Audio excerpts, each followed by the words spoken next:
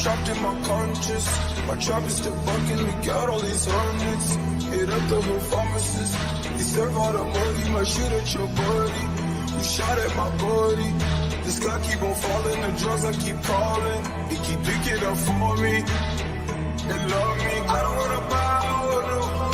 They won't give me high, oh no. I'm trapped in my conscience. My trap is still bunky. We get all of these hundreds, hit up the hood pharmacist. You serve all the money. If I shoot at your buddy, you shot at my body. The sky keep on falling, the drug keep on calling. Yeah, that's that loud shit. Yeah, I've been out on my latest trip. I've been drunk in my latest beer. So I might crash and ask for real. Hit the club for the goodest. I never got down with the morals of Martin Luther. I'm just trying to ball. Why these niggas want me to got it down to a draw. Trying to get a little neuter. They just wanna hang like my nigga Mr. Cooper. I'm so ahead of my time. Could I show a bit soon? They said I fucked the roommates. So you know that just a rumor. Have you ever got stoned with your motherfucking jeweler? Skylar Flater, Rick the ruler. Yeah, I don't wanna buy no more. Your shit ain't getting me high no more. My trap is still bunky. You get all of these hundreds, might jump with no bungee. I'm going off that muddy. The drugs, I'm trapped in my conscience. My trap is still wonky. We get all of these hundreds, might jump with no bungee. Get lost in the muddy. I might shoot at your buddy. You shot at my buddy. What's the love if you love me? And the sky keep on calling. The drugs I keep calling. They keep picking up for me and love me. I don't wanna buy no more. Your shit ain't getting me high no more. I'm trapped in my conscience. My trap is still funky. Look at all of these hundreds, might jump with no bungee. I'm going off that muddy. The drugs keep on calling, the sky keep on falling. The drug keep on calling. The sky keep on falling. The drug keep on calling. The sky keep on falling. The drug keep on calling. The sky keep on falling. The sky keep on falling. The drug keep on calling. The sky keep on falling. The sky keep on falling. The drug keep on calling. The sky keep on falling. Look me inside of my eyes.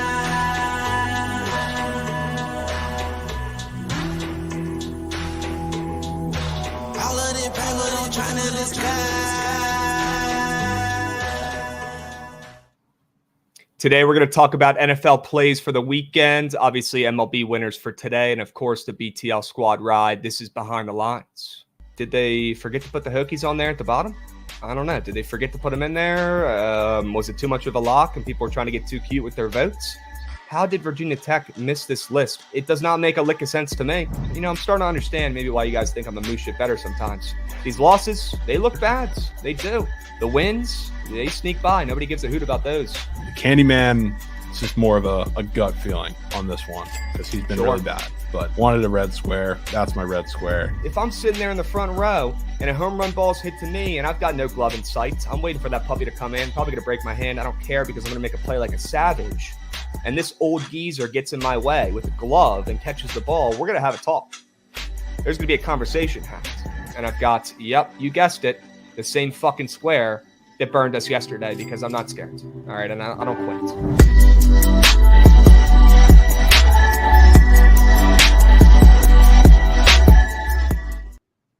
What's going on, chat? Happy BTL Friday, episode 544 piece. As always, hold the fry. Joined by your two hosts, Krabs, Jovan, with Trent as well here for a big Megalodon BTL Friday episode, going over the weekend previews, going over winners for today, MLB, college football, you name it. We're betting on it. We're talking about it. Gentlemen, happy Friday. We've made it to the weekend. So hope you guys are enjoying yourselves in the NFL season so far. Trent, great cash on the first touchdown score with James Cook last night. That was fucking electric. Goated. We finally got one. Electric. I texted you yesterday afternoon. I said, congrats on picking the first touchdown winner. And what do you know? He finds pay dirt first. And he had a hell of a game too. So I had him, in a couple fantasy leagues as well. He absolutely popped off. I had A-Chain in my DFS league. And he popped off as well. Nobody else started him, which was huge. He actually did his job and then some, 30-piece in fantasy. Shout out A-Chain.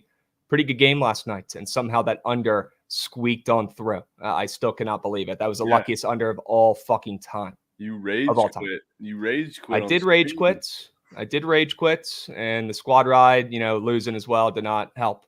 We're going to talk about that in a moment. That was moose shit, and we got to figure out that. The squad rides. Guards are bad. Moose. Really bad. Moose. Yeah, the every 30-minute update from Trent saying the guard's bad's got to get moving. That was not a good sign for the over. And the squad ride chats, that was pretty much, you knew it was cake right there. And then we got to figure out the squad rides. We got to bounce back. Plain and simple. What else do we have to recap here, Gootsy? We got a little sharp report action from yesterday. Little sharp report we got to recap. Let's take a peep at that puppy. 4-1 for me. Jovan, not your best work, but you swept on the prize pick squares. Love to see that. Unfortunately, Montes cost us a sweep on the prize pick squares in the BTL sharp report 4-man, which I'm blown about. I nuked that shit. Montes went 18, of course. Moose. Unbelievable. Look, Yeah, but it was a bad square, though. He pitched a gem. It really should not have even been that close, to be honest with you. So we take that, though. 4 W's, 1 L for me. Jovan will bounce back with some straight bets today. I'm not worried about it. Crab stock, dude. Get it while you can.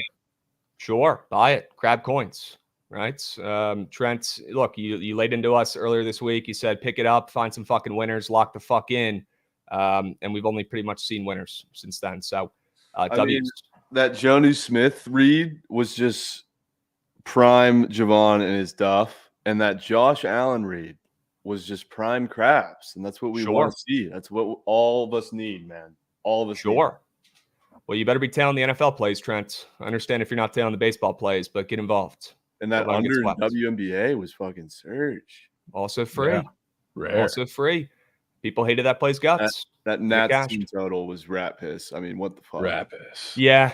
That was the old Nats score early, and then they stopped scoring the rest of the game trick. One of the oldest tricks in the book. That one sucks. The first half under was also rat piss.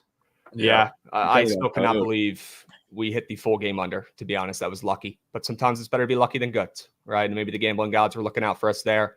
It's been a tough start to the season for football, especially college football for me. But NFL, we're still up coins on the books. We're hitting prize pick squares. We're smacking Josh Allen less than 2.5 touchdowns, and we're moving a groove. All right, we're going to find some more winners for the weekend as well. Steam Krabs will be quick today. Let's go ahead and get it over with. Rip the Band-Aid off. Gootsy, run that shit.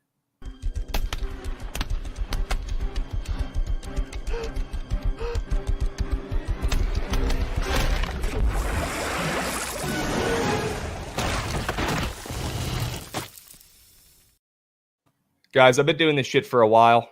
We've been on here running BTLs for years at this point. The squad rides have been a staple of the gambling community, whether that's on X, Twitter, whatever you want to call it. It's been a staple, just consistent winner for the people who are betting. And we got to fix whatever the fuck is going on right now. We're 2-6 in this month. That is simply just not going to cut it. This has to be the worst stretch we've had for the squad ride in its existence.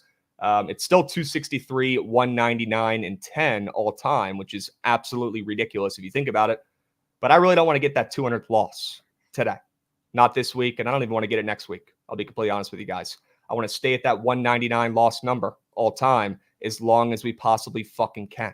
Jovan, it's time for us to lock in and find some serious book play winners. Trent, feel free to get involved. Although we might not take your plays, you've been relatively sharp of late. Your cash and first touchdown scorers, I looked at your sharp report plays and your weekend preview plays. They're looking pretty sharp as well. So let's fucking hone in. Chat, you as well. Get involved. And let's fucking turn the squad rides around. All right. It's not going to be this pathetic forever. We know that. And let's make today a turning point. And let's start with 1 W. Okay. Let's find one for tonight. Plain and simple. We got Picks with Deej coming in, resubbing. Love to see that. 29 months. Fuck yes. And we got Delanzo coming in, resubbing as well. Dubs, gents. Let's keep moving and grooving. All right, enough bitching about the squad rides. I have a feeling we're going to lock in for tonight and find a winner for the people. Okay? Why don't we go over some plays for today, gentlemen? You want to go over these sharp reports? Some winners we like today on the diamonds, college football.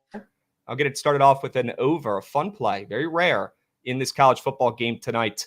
You couldn't really ask for a better matchup for either of these two offenses in this game, hence why the total is that high and moving up in the first place.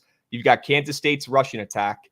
It's going to be I mean, they're going to be running the ball early and often. Their quarterback's going to be running the ball. Avery Johnson, we know he has struggles throwing the football. They're going to lean on his legs in this game, and he's going to rack up plenty of yards. We're going to talk about his rushing yards in a moment, but their rushing attack is going to be tough to stop for Arizona. I don't think Arizona's team is going to have a single fucking chance, slowing down this Kansas State rushing attack. Then you look at Arizona. You look at Noah Fafita. You look at McMillan, who's probably the best wide receiver in college football this season. I really don't think it's close. These guys are going to have their absolute fucking way with this Kansas State secondary. It's really nothing special at all. Their D-line is okay. Their secondary, not so much. I almost even thought about putting Noah Fafita passing yards in here, but kept that one off, honorable mention square. But I do think Arizona's passing attack is going to find serious success. And coming off a sketchy game in their last contest where they barely beat a really shitty team, I think we see their offense and they have their fastball today when the lights are bright against Kansas State and that below average secondary. Both teams have a great opportunity to score some points, hence why that total's moving up. Splits look sharp. Big old bets being dropped on this over, including mine. Give me points tonight in the best college football game of the night. Wow. Real quick, we got Aloha Bets rolling through with a 5U subber. Hip with gifted community sub. And Pitt. Adam's got Whalers with an additional 5U Whaler. Let's go, Pitt. Let's go, Let's Adam. fucking go, dude. Krabs, play. I like the sell job. I'm shocked this is on your card. But I like the play. I also lean Kansas State. I like the Wildcats in this game. I think them laying a touchdown is pretty significant, but I don't see a world where both offenses don't thrive in this game. I think it's going to be a bloodbath for these defenses, and you're going to see this total soar over, maybe even in the third quarter. I think you're going to see close to 80 points. All I want to say is, chat, fasten your seatbelts and strap in for the Battle of Berg. Holy Cold Stick with 10U subbers. Cold Stick. Wow. Not 1, not 2, not 3, not even 5. Shit, not even 7 or 8. How about a 10-piece from Colt Stick? Let's fucking go, Stick. You're goated, Colt Stick. We got a hype train level 4, folks. Moving and grooving. Let's go. That's how you attack the BTL Friday show. Chat is fucking locked in. They're dialed. They're ready for some winners for today. Jovan, thoughts on the over and some points in Kansas State, Arizona tonight? I don't mind the over. I think Arizona's offense may struggle at times a little more than people realize, but I think Kansas State has a day. As much as I'm not a Avery Johnson fan, I think this is a perfect matchup for him. So I'm in. Sure. Points in Kansas State tonight. I think this one soars. It's going to be must-see TV with these two offenses going at it, two top 25 teams. If you miss this game, if you're not tapped in, what the fuck are you doing? Why are you even here? Figure it out. Tap into that game tonight, lock in the over, and have some fun. All right? Let's keep moving. We got Jovan's first play. What do you got for us today, my man? Take us to the baseball diamonds. Yeah, 8.5 total in Arizona. So I think this is going to play out pretty similarly to what I think the last Rangers game was that we took the over in that one. But if I told you there's an 8.5 total in Brewers D-backs, I can probably tell you will not guess who's on the mound for the Brewers, because it's a guy that I've religiously faded, and we see 7.5 totals all the time because the books respect him a lot more than I guess a lot more than he should have been, because he's not been pitching great or at ace level this season. But Freddie Peralta's on the mound for the Brewers against this D-backs team, which I think is a disastrous matchup because Peralta's been able to, slide by with teams that aren't really patient. The D-backs are patient. They will make them work. And we've seen, nearing 40 fantasy scores for Peralta. That's usually his line when he plays any team. And now you're seeing 25.5. That's a product of what you're going to bring to the table in this game, because they're patient. They don't strike out, and they're going to make life really, really tough for Freddie Peralta. So I think there's a reason we're seeing this total 8.5. I think there's also a reason that the D-backs are favored in catching steam with Erod, who hasn't been great on the mound, because I do think there's going to be runs from the Brewers too. They've been hitting lefties well. Top of that lineup profiles really well against Erod. So I think we're getting a lot of runs in this game, and I'm fully. Wow. You're telling me that fantasy score is what now? 25.5. What? Yeah. And that's fucked up. Whether fading or taking Freddie Peralta, there's been 38.5, 37.5 pretty consistently all year. And not to say it doesn't make sense, but that's a fat jump. Wow. Both of these starting pitchers have been fucking terrible in their last couple starts as well, so that does not hurt. Freddie's been moose shit his last couple starts. Erod is still really not figured it out since he's come back for Arizona. So Yeah, lean into that. Fade bet those starting pitchers and back the offenses in this game. Sure. Runs. Two words. Runs. W's. Chat, what do you guys think about that over? Looks like we've got another over on the card, but we'll save that. So let's go to Trent's first play for today. Looks like he's got Toronto. Maybe he saw a Blue Jay in his backyard. Let's hear it. Ah, man. Give me Gosman at home. I'll be 100% honest with you. I don't have my fastball today on a sell job here. Could not have less confidence. But Cardinals remove shit. I like fading Fetty. Give me Gosman at home. Jays are seeing the ball well offensively. Just give me the Jays with a little minus 130 piece. Why don't we go ahead and snake around this puppy? What do you like about Jacob deGrom making his season debut, I believe, tonight? I think you're crazy for fading deGrom. I'm looking forward to hearing your sell job more than I am giving mine here. But it's fucking deGrom. Sure. You kidding me, man? You'll never catch me fading the best pitcher of all time. There's no chance he struggles in his first start back. There's no chance he's rusty. There's no chance he doesn't go over his strikeout. Sure. Yes. What else? Chat. This is why I like coming on here, man. It's just it's a breath of fresh air for those who actually like backing some goats every now and then. Yeah, but not every goat's gonna go under. You're right. It's like when I posted Tyreek Hill less than receiving yards yesterday, and people said they want to be literally murdered, killed, dragged around in the streets. Yeah, I was getting and people were. I mean, they're responding like I'm literally an absolute fucking caveman, a heathen. And then the square smacks with ease. He has 20 yards. He barely even gets thrown the ball the entire game. The easiest square on the entire board for the whole fucking night. And then after it smacks, not a single peep. Not a peep. Not a peep. Not one peep. Not even a singular peep. Yeah, I was getting some text from Shady Beeve. Yeah. Beeve was pissed. Beeve was not happy. And then I chirped Beeve back, and then he got all soft. Like, I just don't get it. This is why I just don't respond to people anymore. It's unbelievable. You defend yourself, you chirp back, and you look like the bad guy. You know what I mean? That's all right.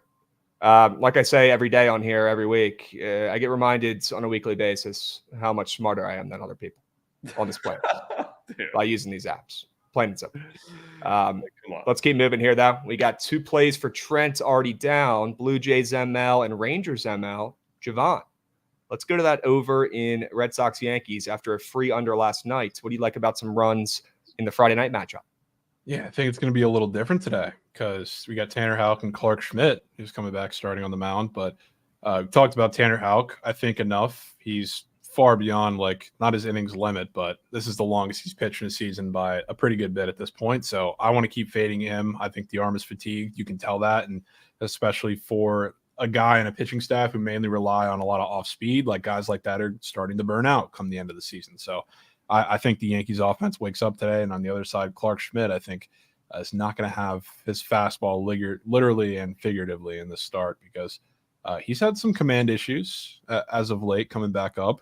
And I think that's really going to hurt him against the Red Sox because they're going to be very swing happy. And a lot of the issue with Clark Schmidt is not that he has command issues outside the strike zone, but it's leaving that ball, that sinker, not sinking over the middle of the zone. So I think in this game, it's going to be quite the opposite of what we saw last night with, 2-1 with the Yankees walk-off, sharp call and then under, by the way. I think he completely flips on his head and we get runs. First Soto walk-off for the Yanks. I had to sneak that one in there. Of course. I like it. I like backing runs after we saw the freest under of all time yesterday. Sure. A little bit of a different matchup as well with these pitchers on the bump. A little bit worried about some of these starters, concerned about Hoke. I'm more than down to fade Hoke on Apple TV as well. Sign me up. Just say the word. Real Just quick, say the word. Jovan, do we know if Jose Siri is suiting up today?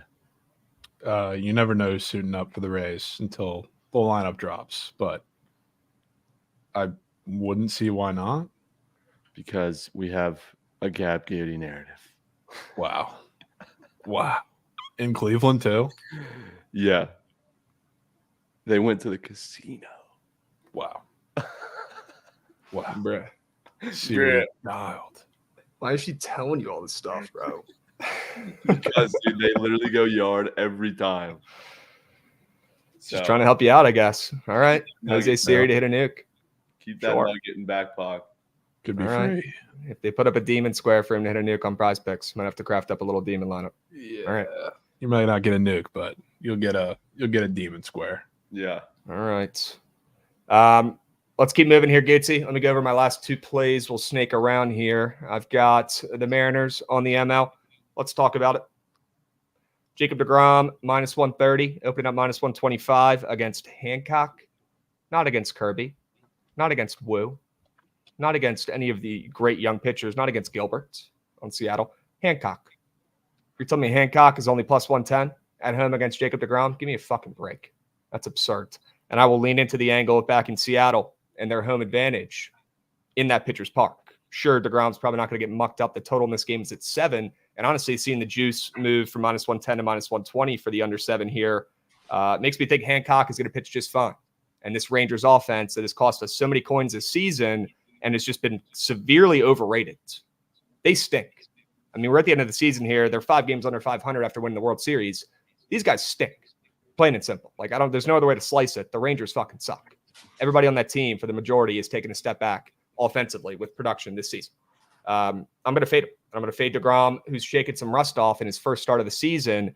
Not saying it's going to be an over game or Seattle's going to win this game with their offense. Surely they won't. That under is minus 120 to that under 7 for good reason. I think Hancock goes out there and shuts up the Rangers, to be completely honest with you. He hasn't pitched in a while, and the fact that he's getting that much respect on the ML is fucking ridiculous. The splits look great. I'm going to back Seattle and that home advantage in that pitcher's park and fade deGrom, shaking some rust off in his debut for the MLB season. This game is the definition of betting with what the line tells you versus just knowing ball. Yeah, sure. I mean, Trent, anybody could go up and say deGrom is a fucking beast, right? Anybody could take his strikeouts or anybody could take the under in the game. But not everybody can fade Jacob deGrom and put $250 hard-earned dollars on the ML plus 110 on the Moose Shit Seattle team against a future Hall of Famer. You know? Unfortunately, if bets like Jacob deGrom minus 130 hit more often than Seattle plus 110, then Las Vegas wouldn't be as cool. You wouldn't be as hyped to be going to Vegas this weekend. You wouldn't be as excited when you land, when you see all those shiny new buildings. So many Huff and Puff machines. How do you think they built the Sphere? You think that thing built itself, paid for itself? No, they paid for it with bets like Rangers plus or minus 130, Trent. It's that simple. Emerson Hancock, founder of the Huff and Puff machine. I'm going to back Hancock in his 5 ERA, and he hasn't made a start in the majors in a couple months. Barely a dog against one of the best pitchers in baseball. Yes, I will bet that. I'll bet that. And I will also fade Dylan Cease. Now, this one is also nasty, Trent. It is. But stick with me here. This one has a little bit more baseball sense. At least I have Logan Webb on my side here, but it's not like he's been pitching well. Jovan, you probably know. He's been struggling his last couple outings. He's given up like 8 or 10 hits in his last 2 starts. You know who he pitched against in his last outing? You happen to remember? I don't. It was the Padres, the same team. Oh, same team. And he gave up 1 million hits. And he's up there for hits allowed square. He's up there for some prize pick squares to make me think he's going to go out there and absolutely shove. And I'm going to back Logan Webb and the Giants and fucking hold my breath and say a prayer before because their offense is fucking useless. Coming off a goose egg game where they lost, 3-0, 4-0 last night. I'm going to back the Giants. Literally useless, though. And I'm going to back Logan Webb, who just got roughed up by the same Padres team, but they're getting some respect and they're getting some steam against Dylan Cease, who has the big name, but he's been getting crushed too. He stinks. Dylan Cease is not good. That form you saw him a couple months ago when he was throwing no-hitters against my Nats, it's gone. Dylan Cease, the fucking all-star, he's not there right now. He's off. And I think the Giants bats, after getting goose egg last night, Shug's Bagel, I think they show up at least minimally today. They're not going to need 7 or 8 runs. The total in this game opened up at 6.5. It's at 7 for a reason. It's low. Pitcher's Park. Let me get Logan Webb. Let me back him in the Giants after getting embarrassed last night at home, barely as a dog, against Dylan Cease and the Pots, who are not playing well right now. They're not. yeah. Who are you backing in the double berg? Wow, double Dirk. Yeah. Yeah. 2-piece. I'm fading. I'm on the Rangers and the Padres. Krabs is on Giants and Mariners. So we got 2 battles of Berg in one day. Shocker. Now, full transparency here, chats. Trent did open up his sell jobs by saying I'm not locked in, or that he's not locked in. I did. So, interesting move there. That could be a W jinx, though. It's got to be full transparency there. We'll see how it plays out. All right. Chat, what do you guys think about these plays? Over in Kansas State, Arizona. Sure, that might be a little bit square, but I feel like those last two plays probably make up for it. Seattle ML and San Fran ML. Let me know. Jovan, let's go to your last play, and then we'll finish up here with Trent. Let me know what you're on. Ooh, Kansas State. Wildcats. Yep, I see a dip to 6.5. I'm buying. Switch my laundry real quick while the sell job happens. Yeah, go ahead and get after that. But I see a 6.5 now. Buying the dip.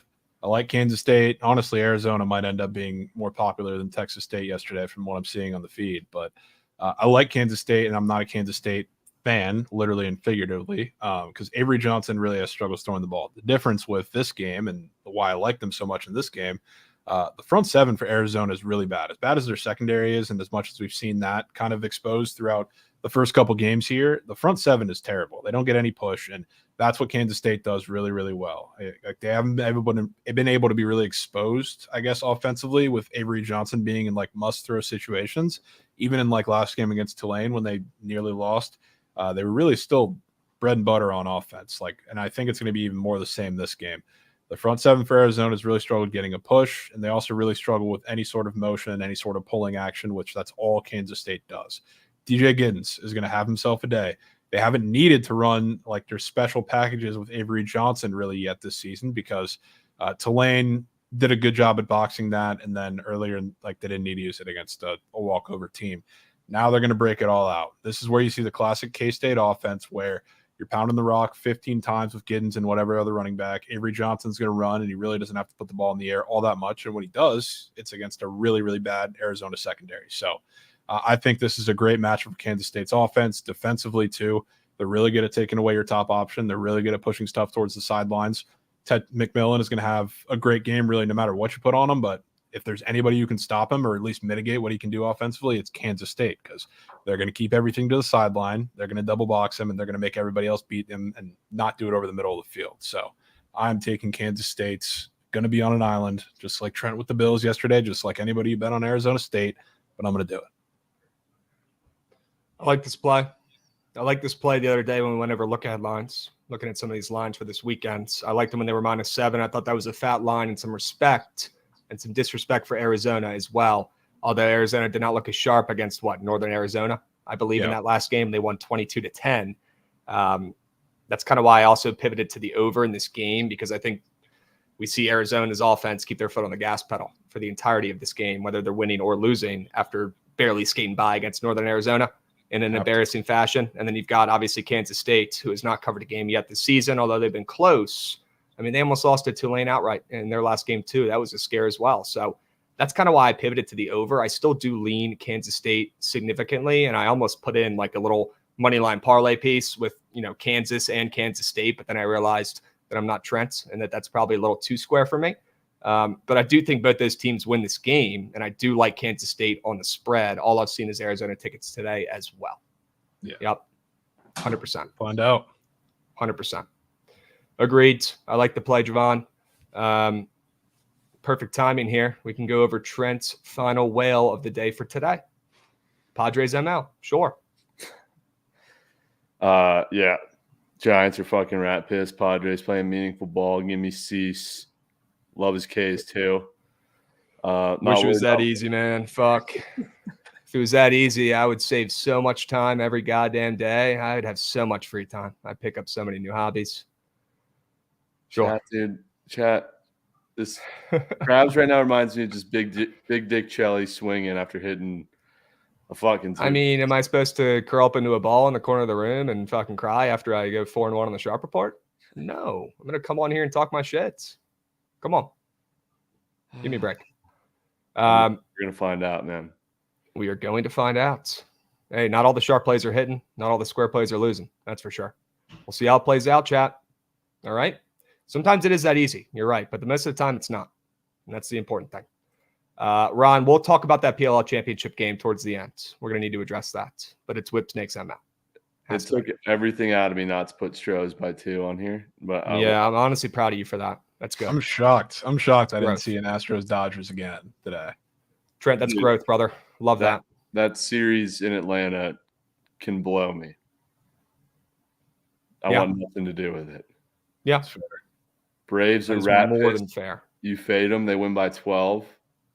And I don't like betting against the Dodgers, and I don't feel like backing Landon Knack.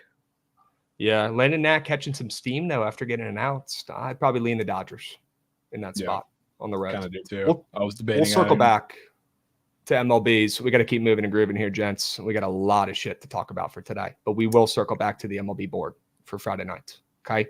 For now, let's look at some prize pick squares for tonight. I know we've all got some squares we like. And I talked about Avery Johnson and how I think he's going to be an absolute weapon on the ground using his legs for Kansas State. If anybody knows college football or knows Avery Johnson, they know this guy is a dual threat. And that's probably being pretty generous with how he throws the football. I think he's going to lean on his legs in this game because that's where Kansas State's going to find the most success offensively against this Arizona squads. And we've seen this number tick up a little bit throughout the last 24 or so hours. It was in the low 40s, at least of yesterday. It's moving in the right direction, and it's high for a reason. I think he has by far his best rushing attack of the early season so far this year against that Arizona front that I just don't think is that impressive, Jovan. I'll be completely honest with you. I think it's going to be the Avery Johnson show where they're running, schemed runs for him, whether it's read options, whether it's bootlegs, but you're going to see him running like Jaden Daniels in week 1 of his NFL season, looking like he has blinders on down the field and using his legs because it's the only option he has. And they're also going to script up some runs for him as well against his defensive line. Give me some rush yards. Give me a 50 piece from Avery. I feel like we're not asking for much. I really don't think we are. No. Right? Jovan, you'll talk about that one more here in a moment, I'm sure. And then Logan Webb, I already kind of addressed that one too. He's got that 6.5 hits allowed square up after getting mucked up by the same Padres team in his last outing. And then the start before that, he got crushed as well. I'm going to lean into my contrarian side here and take his less than hits allowed after getting crushed by the Padres. And this correlates perfectly with my Giants ML wager late night tonight as well. All right. Jovan, you got some prize pick squares up there for the people. One of them might look a little similar, which I fucking love. Yeah. You want to just talk about Avery real quick? Anything else I missed? Yeah. I mean, you covered it pretty well. I love the square too. He has they haven't had to use his legs really in a schemed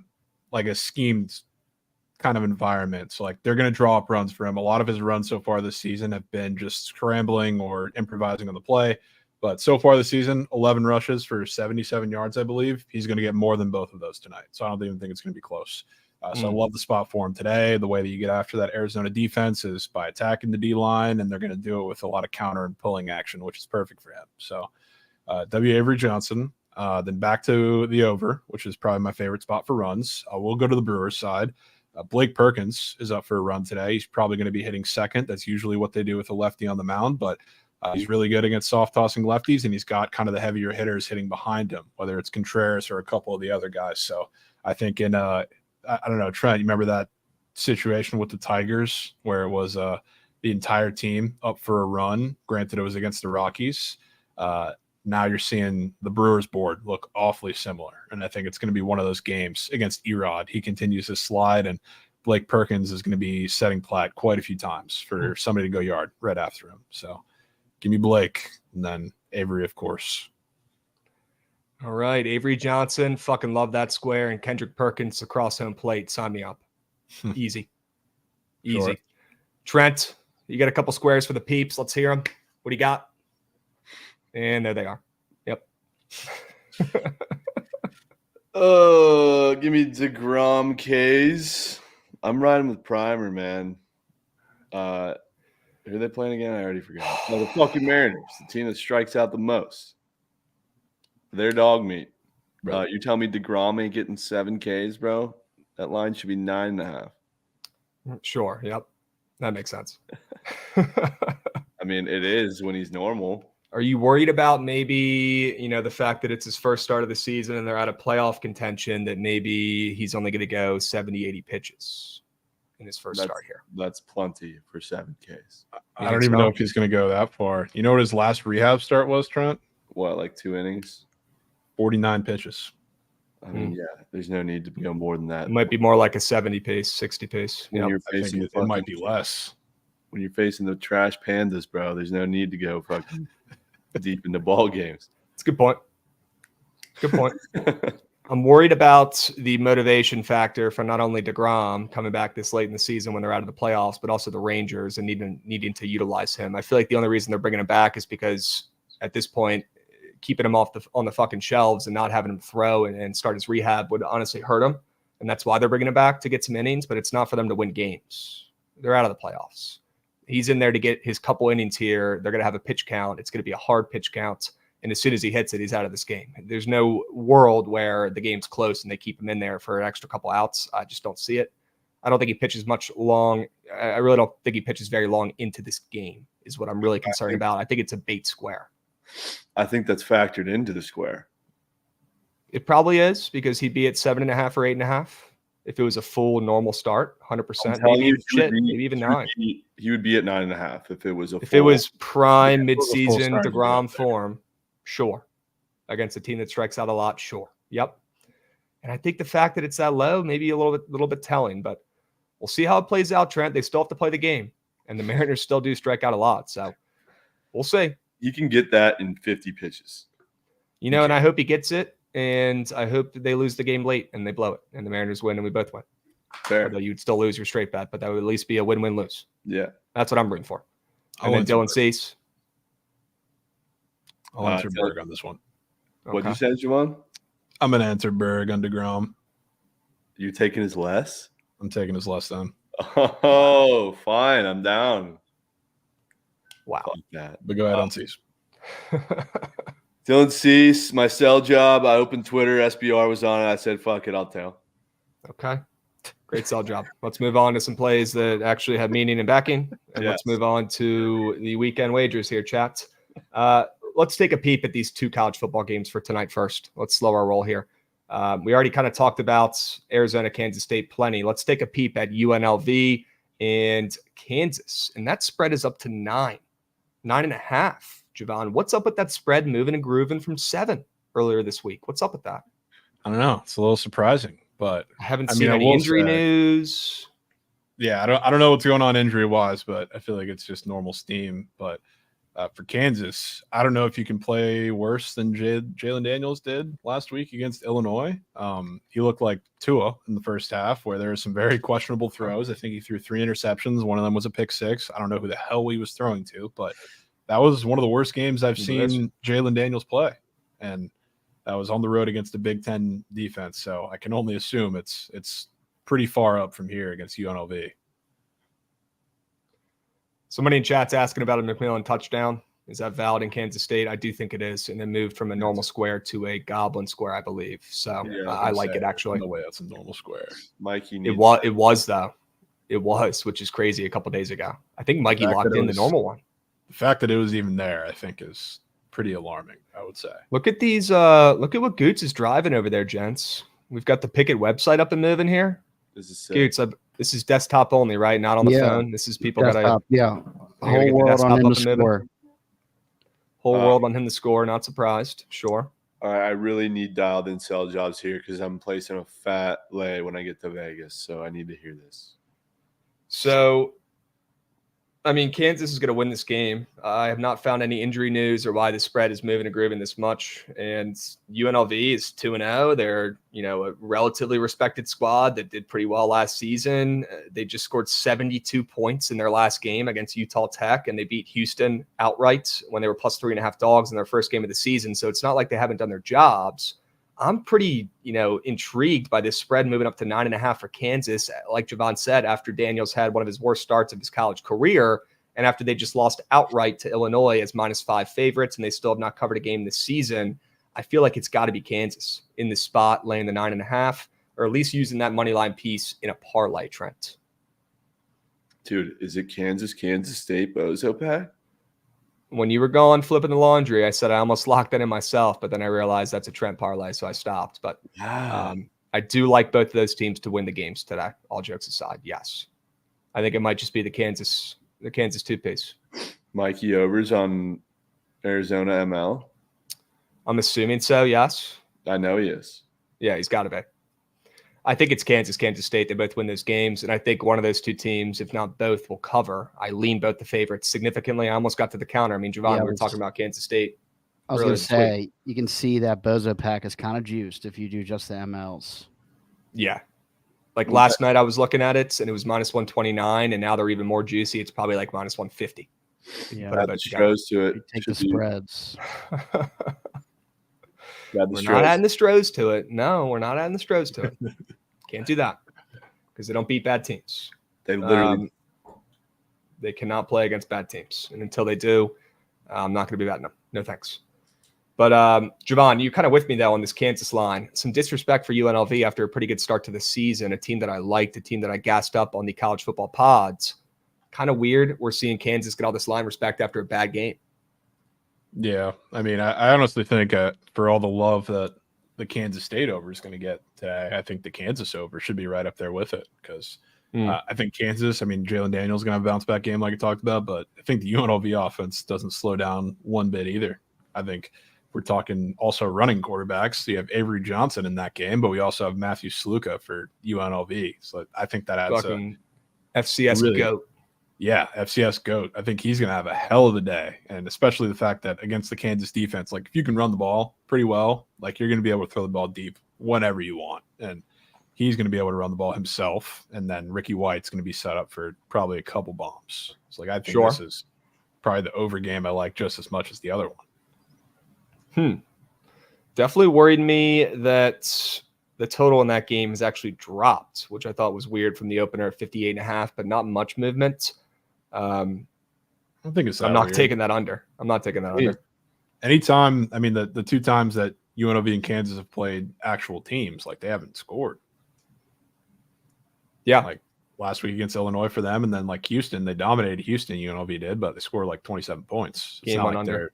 Yeah, like soared under, partially because of Houston, but it's not like we were seeing them with complete shootouts. Right. This is some pretty cool features here, Gatesy, on the Pickett Pro desktop here.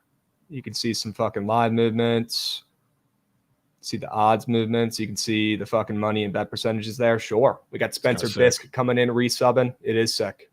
I like what they're doing over there at Pickett. They're doing good things. All right, it's Kansas and the over. It's Kansas State and the over.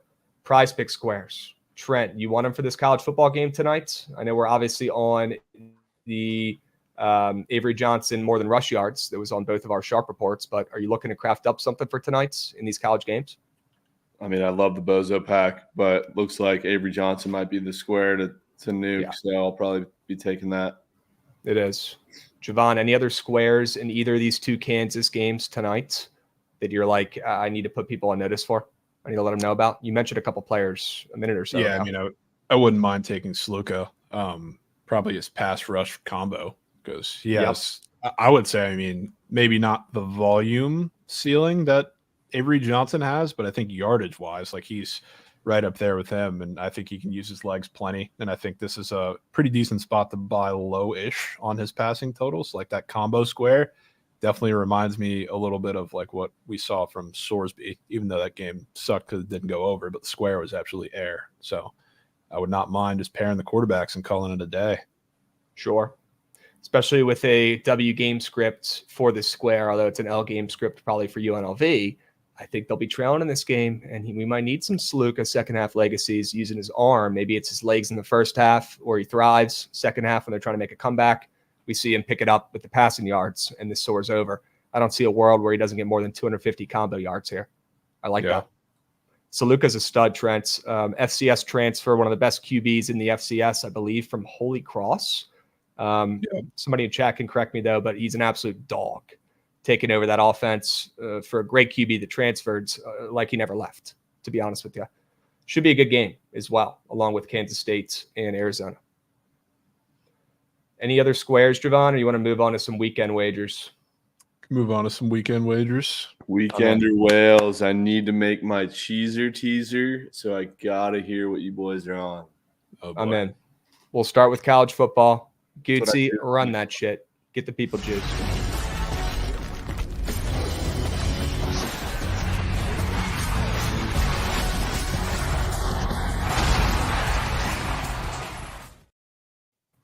All right, chat. You guys know the fucking drill. We're going over 5 plays, 5 winners on the books for the college football weekend preview. We got a snooze fest. We got a Mikey Overs. We got a favorite, a dog, and a meat on tape play, along with 2 prize pick squares as well. And what better place to start out than with a snooze fest? Let's get these puppies over with before the chat falls asleep from these unders. And I'll get it started off here with Texas A&M and Florida under 46.5. There's been some concerns about Florida and their QB. Maybe they're benching their QB. Maybe they're putting in a new QB who's supposed to be a young stud. Either way, whether it's Graham Mertz or the spot, atrocious Samford, the FCS school in their last game. Cake? No, you're good now. Yeah, you're straight. Good now? Okay, great. Texas A&M's defense, I want to lean into them, and I want to fade Florida's offense after putting up a 45 burg against Samford in their last game. And then A&M as well. They're coming off a 52-piece against McNeese, Jovan, although they didn't cover that number. Absolute moosh it. I know you were on them there. The game before that, they lost to Notre Dame and let us all down on the sharp side there as -3 favorites. So I want to fade both these offenses and lean into their defenses, especially after we saw them put up a combined 100 points in their last game against 2 fraudulent, bad FCS schools. I think it's a fake performance, fraudulent performance, and I think people are overreacting to these offenses having success. And I love the total coming down from 47.5 to 46.5 in this game. That should already be, just on paper, a low-scoring slugfest between 2 of these, pretty prominent programs in Texas A&M and Florida. Love the total moving down. Love the splits on this under. They're looking sharp as attack. And I'm going to go with no points and no fun down there in the swamp. Devil's advocate, just because I want to hear what you think. Does it concern you that the total's coming down because 3 of the most important offensive players in the game are hurt? Besides Graham Mertz, who else we got? Connor Wegman and Eugene Wilson are also questionable. Connor Wegman sucks whether he plays or not. It's probably not going to matter, and whoever the hell is backing him up cannot be better. Fair. Yeah. But that could be why the total's moving a little bit. Sure. Yeah. You're telling me Wegman's not playing this weekend? It's questionable. So I would assume he's probably going to still end up playing, but the injuries are probably the reason why the line's ticking down like it is. I think Graham Mertz has a much better chance to not play. He might be done. They might just be done with him anyways, to be honest with you. I mean, you probably want him to play, to be honest with you. I think it's a win-win with the Florida QB room. I think you either get Graham Mertz, who's fucking dog shit. If he plays, he plays. Their offense doesn't move the ball, or they got a new guy trying to run their offense against a stout Texas A&M team that's still looking to prove themselves this season.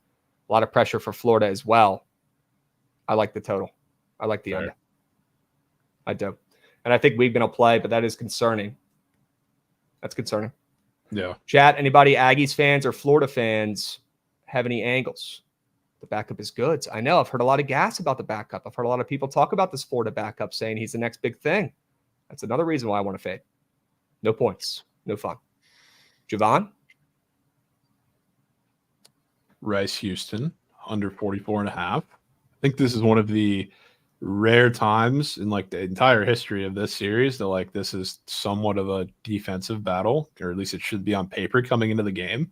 Like for reference, the last year's game, which Rice won, was 43-41, and we're seeing a total of 44.5 in this game, which shocked me to start, even though like Houston's defense has been pretty solid to start the year, and they just played a game against Oklahoma where they shut them down relatively last week, and that game was really, really weird, and their defense showed that they can slow down up-tempo teams. So for this game, the one thing that like Rice has done so far this year in a couple games that I was a little surprised to see, I didn't think the run game was going to be as good or as consistent as it's really been, which I think is perfect because that's what they want to lean into against Houston. That's how you're going to beat them. Their secondary plays, I don't know, a pretty like high shell, so they want to keep everything in front of them, and their corners are actually really good at winning these one-on-one battles. So I feel like Rice to win, it's going to have to use a lot of Dean Connors, a lot of the run game. They're going to have to chew, and they want to win 2 games in a row in the series. So I think that's how it's going to go for them. And then same thing for Houston. Like that's where you gash Rice defensively. So on both sides, I think this is going to be run.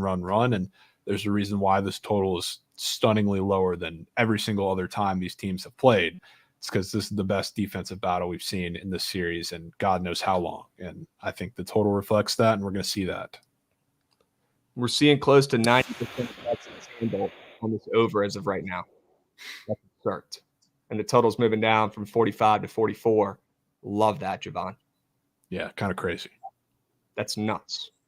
I mean, that's the most public over of the weekend somehow. In Rice, Houston? What? Having that over. I mean, the game, both teams scored 40 points last year. It's just like a actually insane difference in games year to year. Maybe it's all the people from the state of Texas, although I don't know how they're locking in their wagers. Maybe it's the entire state backing points after what they saw in that last game, that last matchup. Weird. I guess. And weird that total's moving down. I like the play. Sharp. Yeah. Anytime Krabs has something good to say, I swear he lags out or his mic cuts out. Is my mic lagging, boys? It did a couple times, but you're good. You're good right now. Let me know if it keeps doing it. Will you? It's picking and choosing when it wants to do it. I bet it is. A little bit. I bet it is. Mike's got a case of the Fridays. All right, Trent, what do you like about this Wazoo Washington under? This is your game. This is low key one of your teams you like, right? Washington, you root for them. Yeah, but I low key think Wazoo is kind of a sneak wag. You like them because they respected your coins last weekend. That's yeah, for sure. They looked great. They did. They did. You know why I actually respect the fuck out of them? It's because this one capper that I fuck with, I asked him for a late night whale, and he tells me to take Washington State, and so I'm like, "Ooh, I'm down." And I nuke it, and I go on his Twitter, and he was on Texas Tech for a max. And so I go in his DM and chew him the fuck out. I'm like, bro, are you fucking kidding me? You just told me to take Wazoo? And he's like, sorry, man. I really just can't have you on this shit, bro. You needed this one, bro. And so I put my meat on table, doubled the fuck down on Wazoo, and they blew him out of the water. Well, yeah, you can't. The gambling gods, they saw what that kid was doing, Trent, and they immediately shut that down. They gave you a freebie. You can't forcefully spoon feed people the wrong play and think you're getting away with it. The gambling gods do not fuck with that. Yeah, I was so pissed, bro. I was so mad. I mean, yeah, I'd be pissed too. Fuck that guy. That guy sucks. That's a crazy move, and he deserved to lose his bet. Let's go. That guy is a schmuck. Yeah, he is. Literal That's schmuck. a good way to put it. Spencer Biss coming in with a resub as well. W. Spence. But this is a big game. They call it the Apple Cup between these two teams. And historically, they're pretty low scoring. And given that Washington's taken a big step back this year from last year, I think it's just going to be a defensive battle in this game. So give me the under. I got Martians. Let me fix this shit. You're good. I like the play. I like taking an under in any rivalry games like that. These teams know each other very well. It's almost like taking an under in an NFL division game, right? It's like taking a fucking under in Commanders Giants like this weekend. That game will find a way to go under, just like a lot of these Wazoo Washington games go under. Dude, I like the play, Trent. Always does, dude. Always does. That's like play. It's a little different this year because they're really whole new teams on both sides of the ball. But like every year, it's the most obvious over of all time. Somehow doesn't even sniff an over. It's crazy. All right. Trent might have found a little diamond in the rough there. Chat, remember I tweeted last weekend, I said my algorithm is telling me that Wazoo is a max. That was when the guy told me it was a max. And I'm like, oh, I'm fucking nuking it. Nuked it. Unbelievable, bro. And he was actually unbelievable. It's actually unbelievable. That's crazy. I like the play. All right, let's keep moving and grooving. Let's go to a more fun play for the people. Let's talk about some overs for the weekend on the college football slate, some Mikey overs to be specific. Give me the over. Give me points in Maryland UVA. Cannot believe I'm even gassing up UVA's offense, but it's mainly honestly fading Maryland's defense. And I really was not impressed at all by the Terps defense at the start of the season here. I want to back points from UVA after a crazy comeback win in that last contest where they pulled off, a great comeback against Wake Forest. Their offense showed up. I honestly do like their young QB. He's a sophomore. In 2 years, he's actually going to be pretty fucking good, and UVA might have a chance to be, solid and make a bowl game. For now, I'm at least, happy enough to back him and leading the offense against Maryland and the Terps and that new shit defense. And I want to back the Terps to bounce back after getting embarrassed by Michigan State in an outright loss last weekend. So you cannot be losing to the Spartans right now, not in this economy. Give me a break. I think the Terps offense, which has plenty of firepower. I like their new QB they have this season. I like their offense. Scoring has never been a problem for the Terps. It's been the other side of the ball. I think we see both of these teams who really lack on the defensive sides go back and forth. You're not going to see a single punt in this game. You're only going to see points, and there's a reason why this total is so high. The splits could not be sharper as well. So I think you're getting a good old-fashioned offensive shootouts between two of these moose shit defenses and moose shit programs. I'm in on that, Krabs. Sure. Sticking with the ACC here, you got Wake Forest. Speak of the Devils. You like, no pun intended there too, either. You like points in Ole Miss Wake Forest. Sure. I do like points. This game screams to me like one of those. I feel like Ole Miss has one of these every year, and this is their only big non-conference game, so maybe fits in that same little square peg in a round hole. But they always have these games where teams kind of go band for band with them to start with their offense, and it's like 21-21 first half, and they pull away and they score 50 points. This feels like one of those games because Wake Forest and the slow mesh, like that's built to destroy defenses like Ole Miss, and I think they'll keep up with them for the start of the game. But like Jackson Dart and that offense, they're going to absolutely shit over everything that Wake defense has. Like Calandria was able to do it in the second half of that game. That's why they let it come back.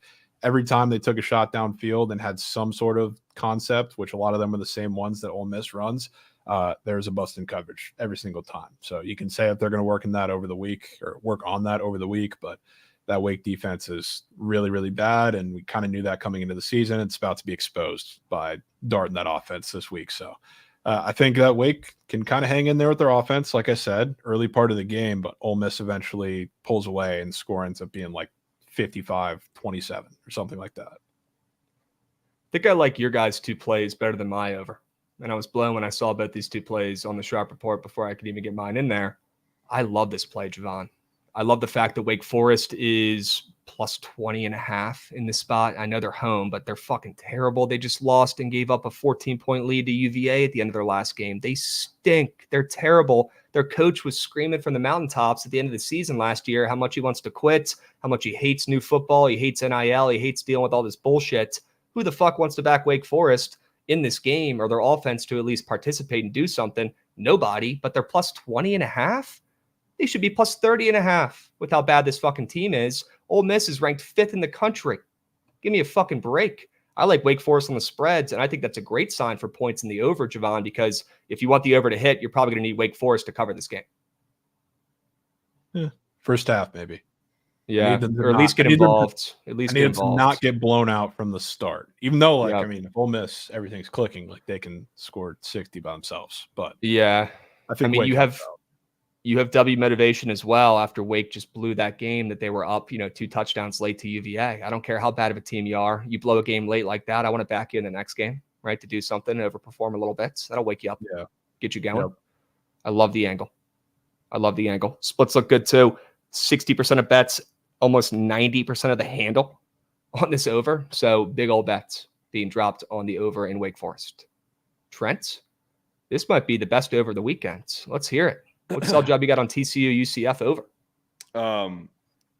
I wanted to put in a different over, to be honest, but I'm taking that spread in that game instead. So I had to put this one in here. I absolutely love it, though. I love both of them. One of the highest totals of the week, probably up there in the top 5. I mean, games like this in the Fort, I feel like are always a 42-37 final. There's just a fuck ton of points. And this is a really big game. So I expect both offenses to sling the rock. I'm nuking Hoover's passing yards whenever they put that shit on Prize Picks. But I just think TCU's defense isn't going to be that dialed in. UCF's got a great offense. I just see a lot of points here. I feel like you could probably sell it better than I could, though. It is up. I've been waiting for weeks, dude. It's up now. Of course, it wasn't even up fucking before earlier today, but that's okay. Also, you got to be happy seeing the Frogs move from plus 2.5 to now a favorite in this game. That's got to make you two gentlemen, you two alum, pretty happy looking at this game, right? Don't get too excited, Jovan. Yeah, maybe a little bit. There he is. Oh, my God, Jovan. Are you fucking kidding me, bro? Yeah, good luck. Dude. Well, shit. Good luck. Fat Girl's coming in with a 24-month sub bang. W's, 2 years of Trent's bullshit. Sure. W Fat Girls. Is that cake, Jovan? I don't know that it's cake because like TCU is going to have to only throw the ball. What I'm really worried about for this game and for the over, there's not a single play that I think I'd feel confident in TCU stopping UCF when they choose to run the ball. That's my one concern. I feel like they're going to open the book early. Like, remember what Ashton Daniels for Stanford, he was literally Lamar, did against TCU in that game? KJ Jefferson's going to do 2 times that. Like, I'm scared of both lines. So, like, RJ Harvey's going to have 150 yards. KJ Jefferson might have 100 yards on the ground. And if that's the case, it's probably not going to be much time that TCU has the ball. So I'm a little worried about that for points. GG. I like points. You know what I'm starting to think too, Krabs. I don't know if you remember this, but during the college basketball season, I feel like I had a pretty good read on every letdown spot for every like seriously hyped up game they had, and like the biggest one was Texas. Like TCU was on a roll. Texas came in. It was like a weekend game, I think, or maybe it was a Thursday game. It was a whiteout. Like everybody and your mother was going to that game. They lost by 20, and they looked like dog shit. This is probably the most hyped up game on the schedule, and it's the kickoff Big 12 play. I'm getting concerned about the Frogs a little bit. Might have to lean into the olds. Fans of teams take the opposite here, Trick, because I love TCU flipping from a dog to a fave, and the respect they're getting with 30% of bets and handle, if that, on the fucking spread, and they're moving from +2.5 to -1. Maybe the fact that they opened up dogs at home in the first place is not a great sign, Jovan, sure. But you got to be at least happy seeing this team with no bets, right? I was shocked to see them with a minus sign at any point at this game. So I mean, I was perfectly happy to see that. I still think they win the game. Extremely high on UCF, as you should be. They're good, and both in the UCF. Like we were talking about win totals, UCF and TCU, when I was talking about kind of conflicting sides of it, I liked UCF, didn't really love TCU. I counted this as a win for TCU, and I still kind of believe that. But this is a massive game. My gut tells me it's UCF. My brain has told me TCU for quite some time. Yeah, and you went to the school and you want them to win, and that's throwing you off, and maybe just stay off the side. Shit. Maybe. Or maybe just bet them for 3 units on the ML. Could do that too. I like TCU on the ML. I like points in this game. The over looking sharp as well. 59% of bets, 74% of the handle. So some bigger bets on that over and some points in TCU, UCF. I just don't see these defenses stopping anything from either of these two, I think, underrated offenses personally, especially the Frogs. The Frogs have had mistakes. They've had flags. They've had fumbles, especially in the first game of the season. And they're still putting up points and looking great and moving the ball with ease down the field. So you got to be feeling great as a TCU fan watching the offense move the rock. The mistakes, you can limit those as time goes on and as this QB gets more reps. But, man, I'm jealous. I'll be honest with you. I'm jealous. You know what? Last part about it that really concerns me a little bit too. Last week they played Long Island, LIU, that team from Brooklyn. The offensive line got shit on by LIU. Which is really, I don't know, that's probably giving me a couple second thoughts, but they looked horrible. So I know UCF is not the steel curtain on the D-line, but they're not giving Hoover time to throw. TCU already can't run the ball. It's going to get really painful.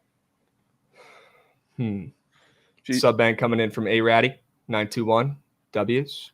All right, let's keep moving and grooving here. We got to pick up the tempo and the pace for these weekend plays so we can get to NFL. Like all 3 of these overs, though. Let's move. Let's groove. Let's talk about some underdogs. We'll go to some favorites. We'll do some blowouts. Sweep. Wow, that's crazy. That should go well, right? Give me Bama. Roll Tides in what I think is one of the sharper lines of the weekend.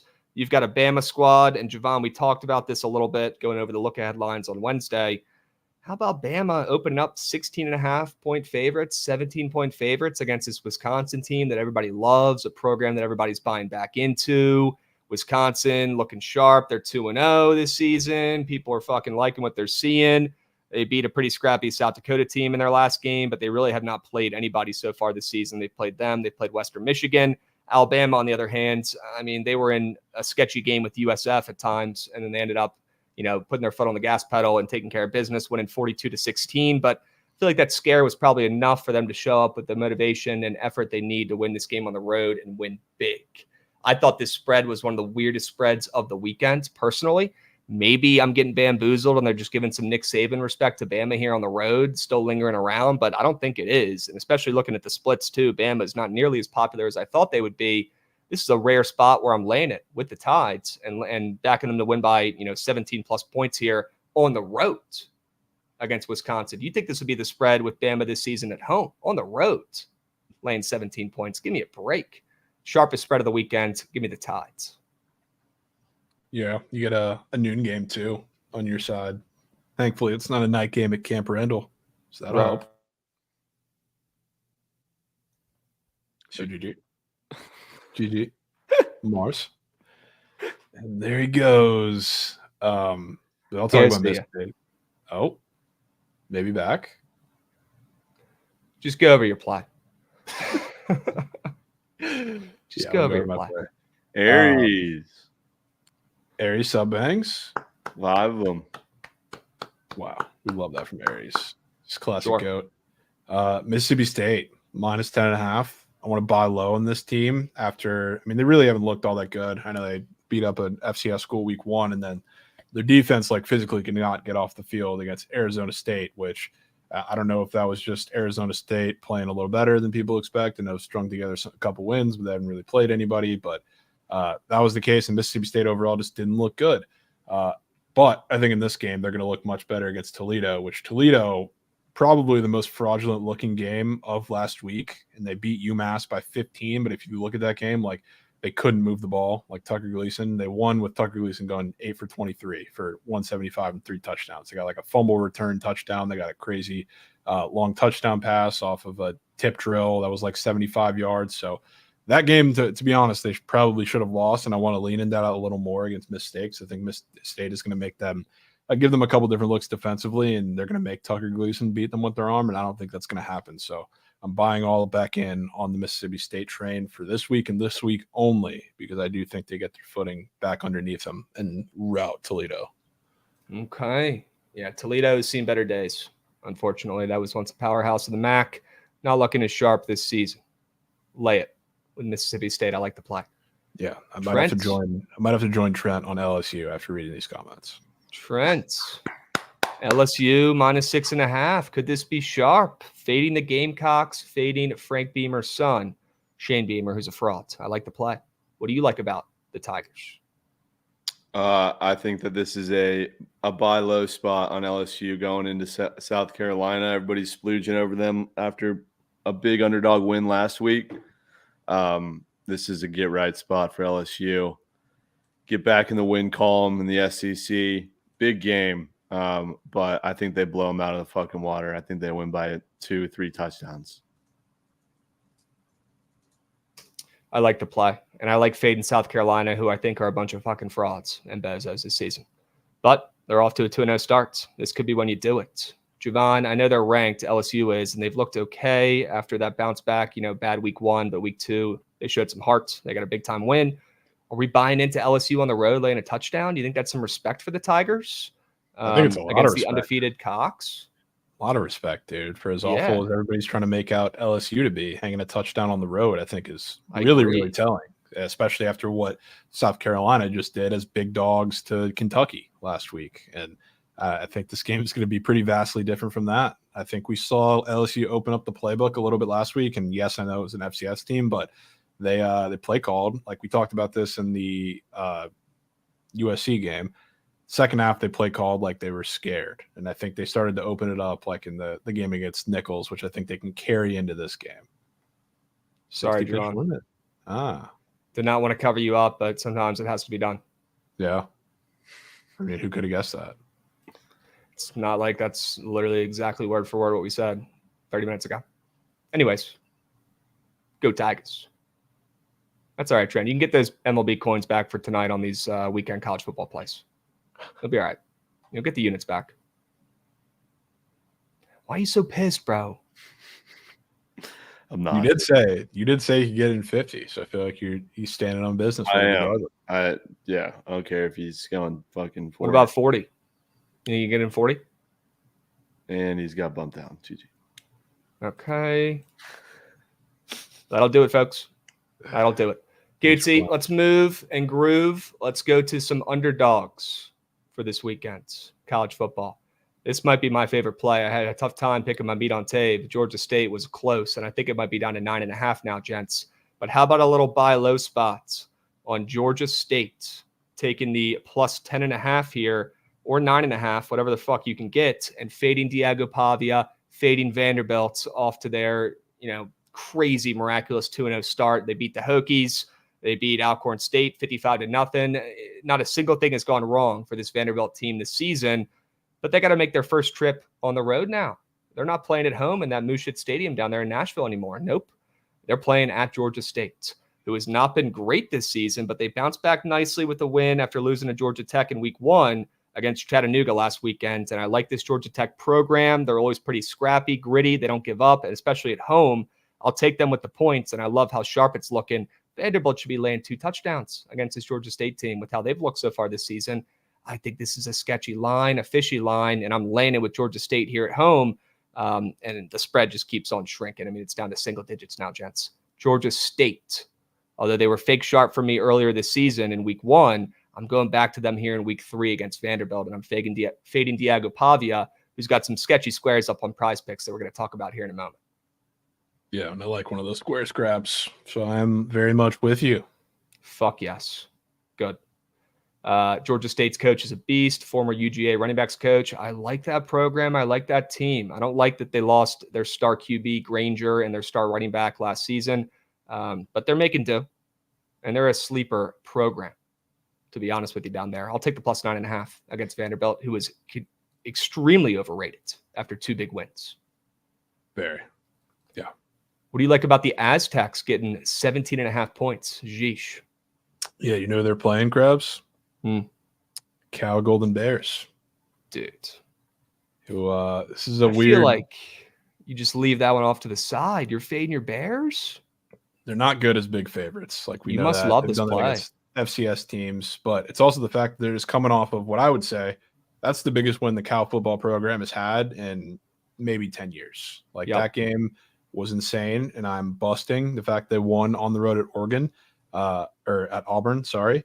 But this is the game that is directly after that and directly before they go to FSU. So, I mean, it couldn't be a worse sandwich spot game, and they're playing a team that loves to chew the shit out of the clock. Now, San Diego State is fucking terrible, and they can chew the clock all they want. The offense is bad, but they're going to be able to run the football a little bit on Cal, and that's going to milk the clock. And Cal, offensively, they've already kind of said it. They're going to let the playbook evolve, they said, and not show all that much in this game. They're treating this like an FCS game.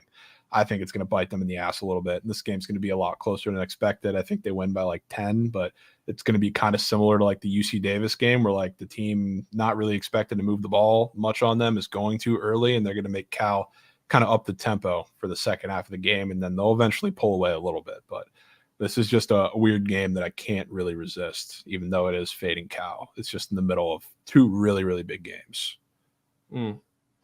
I mean, it's nasty. It might be the nastiest play on the entire fucking college football slate for the weekends. You're back in one of the worst programs in college football and fading Cal after their biggest win in program history. Who also, one of the worst programs who also got shut out last week. 2 words. Sign me up. Yeah. I'm there. Trent, people are saying this might be a biased pick for North Texas plus 9.5. Maybe you're just backing your college football 25 team. You like them this weekend? I love them this weekend. Real quick, what is the pulse check on that over 6.5 wins for FCS teams? I gotta go the back. Pulse check is that it's fucking dead. It's dead as a dead I don't tree think it's stump. dead yet, Krabs. I think it's dead. Yeah. I don't think it's dead. I think it's dead as fuck, unfortunately. There's been We have a lot of games. There's been 2 wins? If that? I thought there was 3. For FCS? You're going to make me pull up the schedule. Anyways, we have some games left. But go ahead, Trent. I fucking love this play. UNT is actually a wag. I'm not afraid of Texas Tech. Texas Tech sucks, especially after watching them get their backs blown out by Wazoo the other night. They looked horrible on both sides of the ball. They couldn't control the game whatsoever. And UNT's been a sneak wag, third in fucking sides. You think they'll put them on Prize Picks? I doubt it. Doubt it. Do they put games like this up there? They might. It's Texas Tech. They might. Yeah. They might. Yeah. Well, I would love to put sides in my prize picks lineup, but Sure. Leave the points at the door, man. It's on there. Shut up. No, it isn't. I literally just checked 20 minutes ago. It's not up there. You said the game is on there, but sides isn't. What? That's bait. That's Moose. That's bait. But no, they're winning this game outright, bro. I'm taking the ML. Wow. Well, they've only got 6% of bets and handle on the ML, so you're in a good spot there with North Texas. Fading a blue chip. I wouldn't say blue chip. Fading a big program in Texas Tech and backing North Texas. This has to be some sort of a rivalry game, at least minimally. This is North Texas' probably biggest game of the season, right, Jovan? This has to be. Yeah. This is their best opponent, at least. Super Bowl. Wow, we're getting 4 FCS wins so far. And you're saying it's just chalked? Dude, where are the sneak 4 wins? Yeah, who are the 4? I thought I would love to know. Seriously, I would love to know. Yeah. That could be W lab work from Jake. I would love to see if he's got those names of the teams who have won. That'd be fucking epic. We got life if we got 4. Yo, Godsynth, did you actually send a Corp text or is that a joke? What do you think of UNT this weekend, fellas? I like it. I don't love it. Trent, can I show you what the Pickett community is on for this play? Please. What?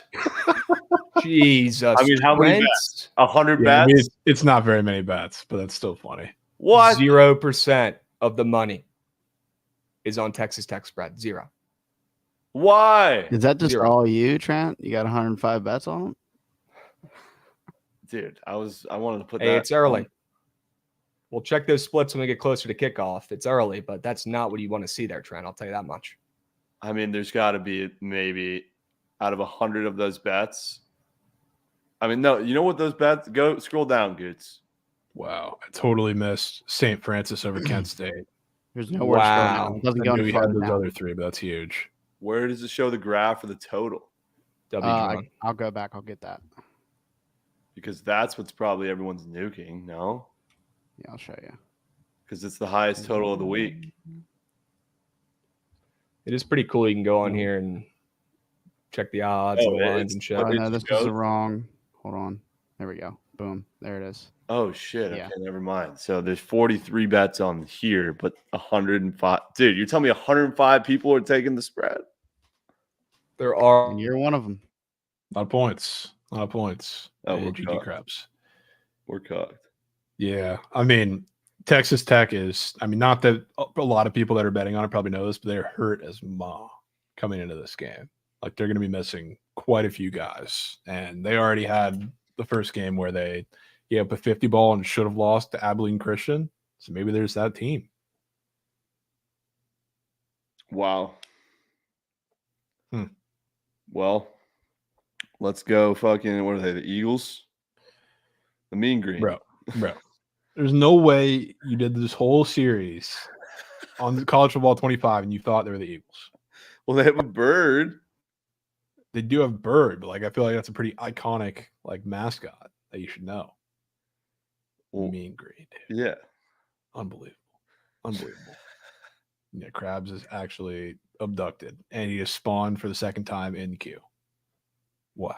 They got the Kelly Greens. The Kelly Greens. Oh, 10s. there we go. Crab spawnage. Yeah, the Wi-Fi by me is fucking new shit right now. I don't know what's good. The little Wi-Fi signal keeps going up on StreamYard. Unbelievable. Shit. Let's get to some meat. I'm in. Sign me up. Let's get to the meat on tape plays here. Let's go to our favorite plays of. Oh, was that my play that was on there? The under in Hawaii? Yes, it was. There we go. Arkansas team total, Uncle Phil. Jovan, start us out with Arkansas while my video gets back up and moving here. Arkansas is actually beef. They just had the game. I guess they cover for some people, but it was another one of those weird 7.5 lines where the dog was pretty popular. And if you got that 7.5 line, you're in rat because Oklahoma State won by 8 in double overtime. But The offense kept up, which I think wasn't the surprising part of it, but they got way too many chunk plays in that game, which is why I kind of want to isolate the offense, even against UAB, who is rats. But Trent Dilfer defensively, I don't know if nobody's probably heard him talk this week because they don't pay attention to that shit, but he is talking like he is scared to death coming up this week of what they're going to do offensively to him. And it makes a little bit of sense too, not just the fact that UAB is rat, but they take away like what your best thing is to do on defense, and then they attack it for the entirety of the game. So once they find something, they're going to nail it for the entire game. And I think that's exactly what's going to happen to UAB. I feel like this is a game where they absolutely roll. I was a little scared again of the spread, which I think is 23, because that defense is going to give up a lot of chunk plays. And I feel like that's one of those weird games where UAB, kind of like I said about Wake, might hang for a little bit and then Arkansas pulls away. But I think Arkansas puts up 50 plus in this game. Taylon Green, as much as I don't like him, he has a day because he has a beautiful matchup against that ratchet defense. And we see a lot of points early and often from the Hogs. Wow. Okay. Team total over 42.5, putting up a crooked number for the Razorbacks. Okay. Yeah. Trent, you're going North Texas as the meat on tape play, your favorite college football play of the weekend, and you can keep the points at the door. You're going to be sprinkling on the ML as well. Yep. Sure. Yeah.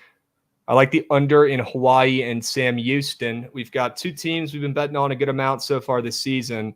In Hawaii, they've got that new defensive coordinator who I really like, who's got some NFL experience. I think he's going to turn around that Hawaii defense and at least make them serviceable. Then you've got Sam Houston, and their middle name is defense. They win with defense. Their offense is moo shits. That's their entire fucking program is built around defense, and they lead on that side of the ball. I think this total is this low for a reason. The split's probably the sharpest of the weekend as well for a mid-major game.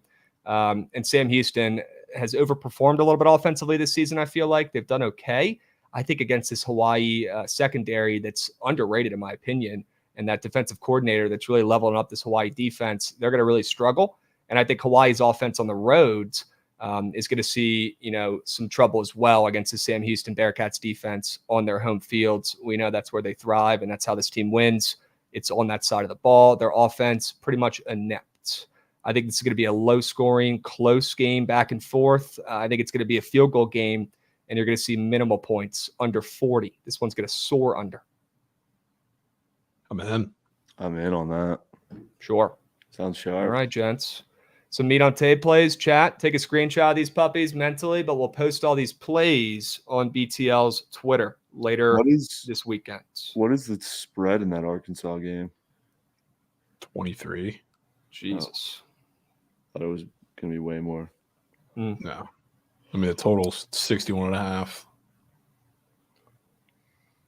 Yeah, high. Points. 2 words, points.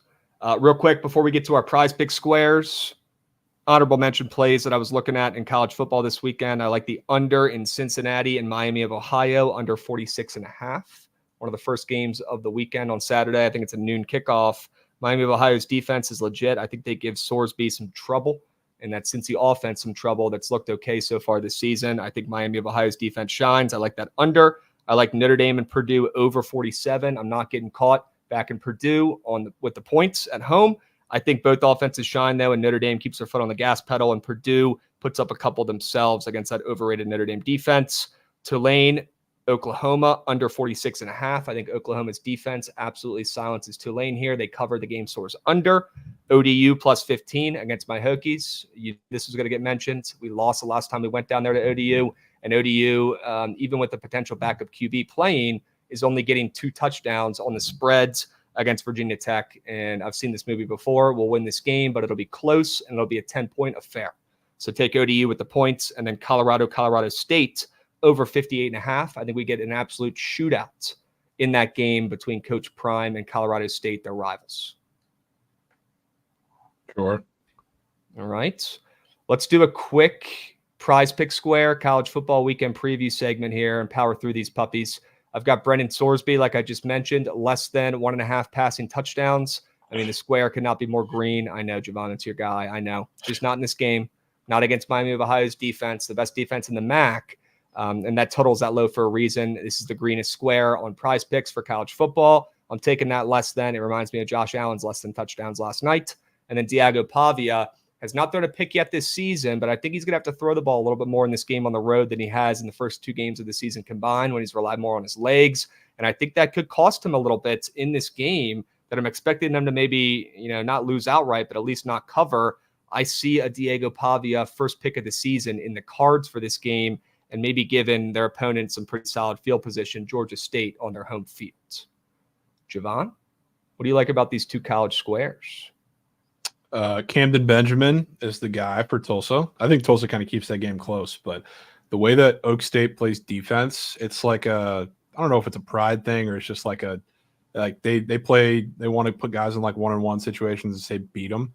The thing is their secondary is not good enough to do that. So they don't ever go away from that. Camden Benjamin's going to torch whatever corner they let shadow him for the entirety of that game. So I think to keep it close, it definitely helps. So they're going to be playing catch up some of the game, but Camden Benjamin is going to absolutely eat. So love his more than receiving yards. And then Theo Weiss, who just had literally game of the year against Buffalo. Not that it matters because it's Buffalo, but first of all, you're going to have one of the more underrated corners in all of college football shadowing and already a little banged up coming into this game, Luther Burden. So not that I think he's going to shut down Luther Burden completely, but I think if the opportunity is there for Brady Cook to cook, no pun intended, this Boston College defense is probably going to come from Theo Weiss down the seam on a deep shot, just like it always does when it's not Luther Burden. So even though he had a game of his year, a game of the life really last week, I'm taking him this week because spread's high. I do think they put up points on BC. Not that it can't come from Luther Burden, but I feel like the opportunity presents itself a lot more on the opposite side of the line of scrimmage. Sure. All right. Maybe it's not Luther Burden Day. Maybe it's Theo Weiss Day. Sure. Trent? Hoover passing yards. It's going in my weekender bender. Didn't know it was a fully green gob. But fuck it. I love the over in that game. I love a lot of points. If TCU is going to be playing from behind, which a lot of people think, we're going to be seeing a lot of passing yards from both sides. But Hoover, just throw the damn ball, man. Need it. And then for the bottom one, Lacey. Love this. This dude's a fucking wag. If I was chalked again. What? No, there he goes. He's back. You're good. You're good. Go ahead, Trent. Lacey, 73.5 receiving yards. A lot of people are confident that LSU potentially loses this game outright, which would be a W game script for Lacey's yards here, forcing LSU to have to throw the ball. But unfortunately, I don't think that's the case. I think it's going to be an absolute dick down, and I think Lacey has himself a career game and probably gets 100 yards. I like that. All right. It could be Lacey Day. Sure. Good angle. I like LSU on the spread on the road. They're going to have to put up some points somehow. Maybe they feed their best receiver this season, wide receiver Lacey. Bobby Clit appearance. Sure. Unbelievable. All right. Dubs, let's keep moving and grooving here, chat. We got to get through all these NFL weekend preview plays as well. And then we can get to some squad ride and weekend craft sessions. Let's get involved, chat. Let's go to the NFL plays for this weekend. Goots, run that shit.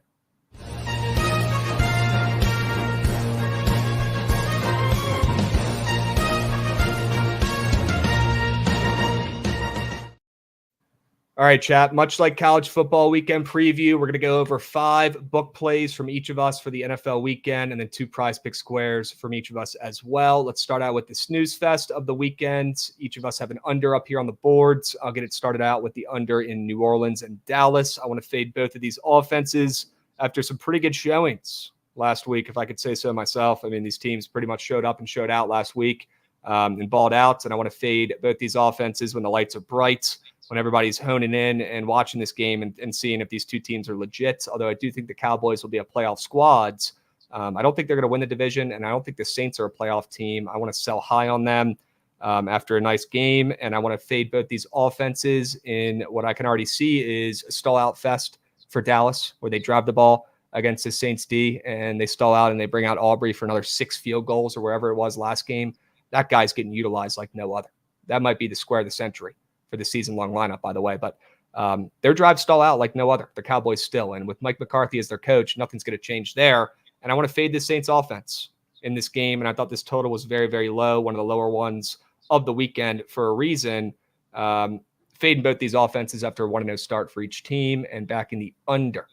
Nasty play after the under, and the Cowboys burned me in week 1. That one hurt last weekend. I'm going back to it though in week 2. Yeah, it's a gross play, Krabs. I can respect it. That game's going to be weird, I think. I think both teams are coming off of overs as well in the first week. Yep. They are. They both soared over with ease. So good spot here to fade the offenses and back the under. Jovan, what do you like about fading the Pats and the Seattle Seahawks offenses?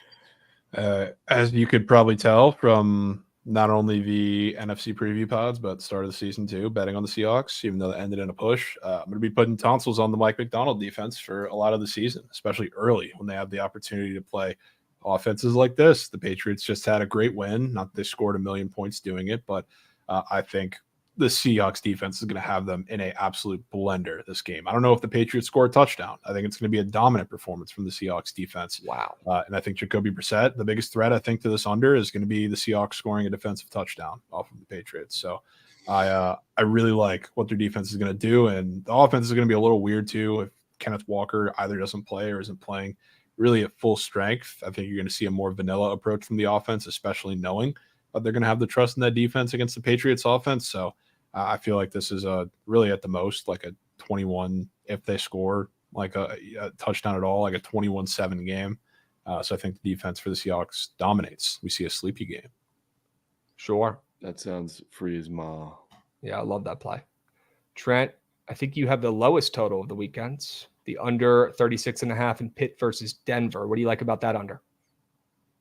This is such a gross game. Yeah. It's going to be – I'm calling this game being a scoregami. It's going to be weird. It's going to be It's a weird one. 15-22. Okay. Think the Broncos are going to get 2 safeties again? Wait, 15-22.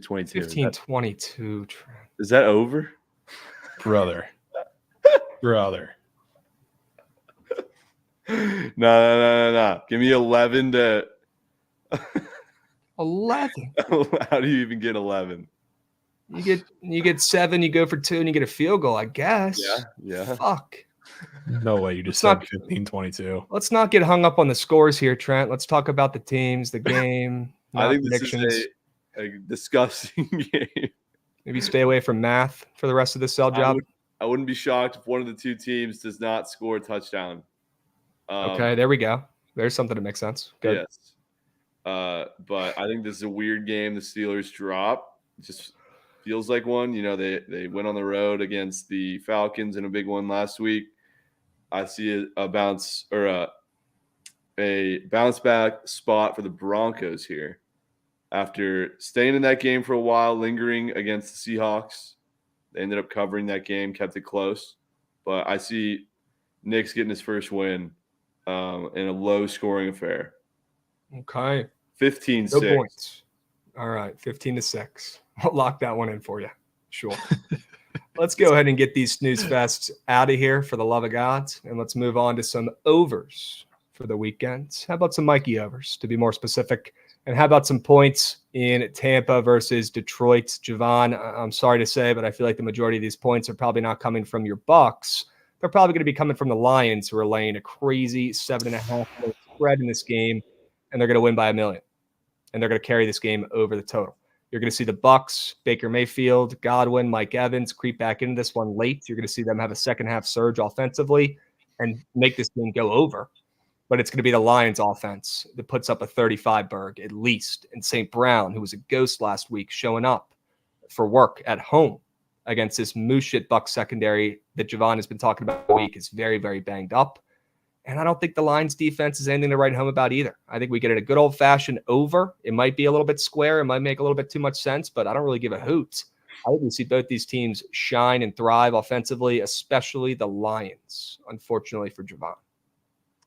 Yeah, I will say, like, I like points in this game too. My one question is just, I feel like the Bucks know that they're very outmatched, so they already like to run the ball a lot. If they don't go down early, I feel like this could be in danger. If the Bucks score first, they're going to run the ball like in that game, which would concern me. So if the Lions score first, this might be freest wager of the weekend. Okay. Let's hope that's the case. Sure. Jovan, you like points in DC this weekend? Huh. I do. And interesting. This wasn't my favorite Sharp Report square. There's a couple that I like better than that, but I think we took Daniel Jones less than a pick last year a couple times, and I'm doing it again this week. I think he's going to have a really good week. You know better than anybody, like Daniel Jones, really just the Giants in general, whether it's him, whether it's DeVito, whether it's anybody at quarterback. They just turn into the greatest quarterbacks of all time when they play the Commanders. I feel like we get another one of those weeks. And not to say Daniel Jones is good, because very obviously he is not, but disaster situation going up against a DC who blitzes as much as Brian Flores did last week. The Commanders don't really have the same luxury to do that, nor do they do that. So I feel like he is going to have plenty more time to do Daniel Jones things, and the opportunities obviously open themselves up a lot more when you're playing a secondary like the Commanders. We saw how bad they can be just against the Bucs. That was one of the best, crispest games I think Baker Mayfield has ever played. Now, is Baker Daniel Jones? No, but I think Daniel Jones is going to be just fine in this game. Probably the best chance he has to have a good game all season. And on the other side, Jaden Daniels, I think, will be a little better at passing the ball downfield in this game, but he's dynamic enough to carry the offense to quite a few points. But I'm taking points in this game, more than 43. Is your boys' rushing yards a max again? I mean, it's going to be a max damn near every week. Why wouldn't it be a max is my question. I have the answer for that. Go ahead, Krabs. The Commanders have made it very clear that they are not happy with how we were running the offense in week one. That is not how it was supposed to go. Dan Quinn was pretty pissed that Daniels pretty much had blinders on in the fucking pockets. And although no receivers were open, that we know as well, he pretty much gave up on, his first or second read and just tucked his fucking heads and started, running, sprinting down the fields. You're going to see a much different approach in week two. They made it very, very clear. They want him in the pockets. They want him going through all of his reads, and they don't want him running unless it's a designed run. He had 17 carries last week. 17. What is he, Lamar Jackson? Lamar. Come on. That's not the game plan. Although that might turn into that in the fourth quarter when we're down by 6 and we're trying to have a game-winning drive, sure. But I'm telling you right now, we're not setting up this game. We're not setting up this season to fucking win the Super Bowl. We're setting up this season to get Daniels comfortable and set us up for the second half of the season, set us up for next year in the future. And the game plan for this weekend is to have Daniels not run the football. I'm concerned about his rushing yards because they made it very clear they were not happy with how many times he tucked and ran. I do think his passing yards is a solid look this week. Sure. This is probably the buy low time on that, especially like last week. The Giants gave up a lot underneath. Sam Darnold made his life easier. And again, much better offensive system that he's playing in Minnesota. But at least Daniels, I don't think will have to look past his first or second read as many times he did against the Bucs. He will have a better matchup against the Giants defense, 100%. Terry McLaurin was not involved in the offense nearly enough. Luke McCaffrey was getting more involved than him. That's going to change. That's going to be a major aspect of the game plan heading into Sunday. I'm telling you right now, he's not going to be running like he did in week one, unfortunately. He won't be. He won't be. I like your sell job. It worries me taking it over in the NFC East in general anyways, anytime these squads are facing off. But I liked your sell job, and I wouldn't be surprised if our defense gets exposed once again. Although Emmanuel Forbes is out for the next 2 months, he just had surgery. That's probably a good thing for our secondary. Helps your defense, yeah. But like Jovan, the guys we have filling in are not any better. I promise you that. There's a reason why Forbes was getting reps in week one. It's because we don't have a secondary. And Daniel Jones owns the Commanders. He has his entire career. And although we have a new coaching staff, a new regime, I don't see that changing much in this matchup because it's pretty clear the Commanders have a lot of fucking work to do to get this team in the spot they need to be in. They're not even close. They've got an entirely new team, a new coaching staff. They're still trying to get their fucking feet wet. They haven't even gotten in the water yet. They're not even close. They're still walking to the fucking beach. Trent, what do you like about points in Cincy and Kansas City this weekend? We're going to Burrowhead, where I think the Bengals put up a fight against the Chiefs after an absolutely disgusting performance last week. It was literally painful to watch the Bengals on offense. They could hardly get past the fucking 50. It was so frustrating. It was brutal. I see them bouncing back, cleaning it up on the offense. The Chiefs are going to score. I just see another crazy game in Burrowhead. I think potentially the Bengals could squeak it out. Wow. Okay, They're a little upset They're action. going to need to do so by scoring a lot more touchdowns than fucking one, like they did last week. What are your thoughts on this? I like it. I think the Bengals offense is going to show up this week. And who's going to be probably top of my anytime touchdown graphic, Trent? Say it. Jamar Chase. Oh, yeah, I'm putting him in the weekender bender. Yeah, he also has a combo touchdown square that I will be playing too. But With I who? think the Bengals offense shows up today. The combo score is with Calvin Ridley. But I don't really – that's a weird one. But I don't think it'll rely on Ridley. But the Bengals offense is going to show up. Jamar against the Chiefs is damn near a system play at this point, and I'm in, especially now that he doesn't have as scary of a corner shadowing him because they're going to be playing zone a lot more this year like they already have. So very much in. And he got like 4 receptions last week, didn't hardly do shit. He's going to get fed. Same reason Amon-Ra will be getting absolutely fed this week too. Yep. So give me points. This game screams a Mikey Over's Booper Bowl over, but I'm down to take it. I like the Bengals spread better. Yeah, I do too. But I do like this over. Let's keep moving here. We got to power through the rest of these NFL plays for you guys for the weekends. Let's go to the next group of plays. What are we cooking up here, Goodsey? How about some favorites? How about some blowouts? And how about the Arizona Cardinals? I'm not happy about it.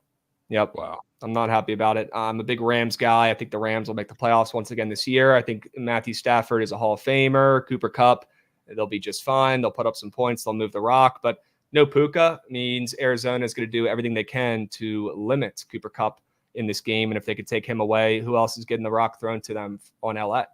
Like, give me one name. I don't have a single guy. There's not a single dude. Sam Wiglitz, maybe from Miami of Ohio. Maybe they call him up from the practice squad, Jovan. I don't know. Who else is getting thrown the rock on the Rams? They got some guys. Yeah. They got some Nobody that I'm worried about in this game. If the Cardinals can do their job and at least limit Cooper Kupp, I think they win this game. And seeing the Cardinals as favorites, although Puka is out for the Rams, I thought was some serious respect for Arizona after losing that first game of the season, not being able to feed Marvin Harrison the ball at all. And I know they put up some points against Buffalo. Their offense looks solid. They blew the game late. They should be enough to back them in this spots. And the Rams as well, they barely did not cover. They missed by the hook on the spread, plus 5.5 against Detroit. You're going to see people want to go to LA. They're going to want to back Matthew Stafford in that offense that performed pretty damn well in week 1. Who the heck wants to take the Cardinals in this spot? I'll tell you right now, nobody. 30% of bets, 45% of handle on the spread for a favorite, which is not a public favorite at all, and even less bets and handle on the money line. So the Rams are public. People want to back Cooper Kupp. People want to back Matthew Stafford, Sean McVay, and the Rams. I'm on that same wavelength for the season and for once they get into the postseason, just not in this spot on the roads in a weird line with Arizona being a favorite on the ML. I'll lay it with the Cardinals. Krabs, man. This is one of those games where you ask yourself, who's coaching on each side? You got McVay and you got Jonathan fucking Gannon. Who the fuck is that? I'm a huge McVay guy, Trent. Trust me. Who is that? Exactly. Yeah. It's a serious coaching mismatch. But I cannot ignore Arizona being a favorite. I know they're home. I know Puka's out. This is still the Rams. And the Rams offense looked fine in week 1. It was their defense that let them down. I don't want you to sit back after post game and say to yourself, like I do all the time after I have a shit bet, did I really think Jonathan Gannon was going to outcoach McVay? No. Well, I'm willing to roll the dice. I understand the concerns. I love Sean McVay. I love the Rams, but last year went 60% on straight bets in the NFL, 104, 70, and 6, plus 16 units. 2022, 119, 77, and 6, 61%. This year, we're up units as well in the NFL. We made money in week 1. We hit the under yesterday. I trust my bets in the NFL, and anybody who disagrees with that is wrong. So I like the Arizona Cardinals on the ML. Sure. W flex. Jovan, Jags -3. I will take the Jags -3, getting back home against the Browns. Watching the collapse sucked, even though they did cover, which was huge. But the collapse against the Dolphins sucked. One of the reasons why that was the case is the Dolphins' defense threw them a bunch of zone looks like the Dolphins love, and the Jags in the second half couldn't figure it out. They were torching man coverage when they were giving that in the first half. Guess who plays one of the highest rates of man coverage in the league? The Cleveland Browns. So as good as their defense is, and I don't want to downplay that at all, they play a lot of man coverage, and these are the kind of matchups that I think the Jags are going to take that step with this year because a lot of their guys, and I'll talk about that more when we get to squares, I feel like they're a lot more suited for a matchup like this, and Trevor Lawrence has been much better in his career against looks like this too. So offensively, I think the Jags, even though they're playing a really good defense, they're going to show up a little more and a little more consistently than they did against Miami. But on the defensive side, I was a little surprised to see how good they were at stuffing the run when Miami was playing with the healthy Mostert and healthy A-Chain.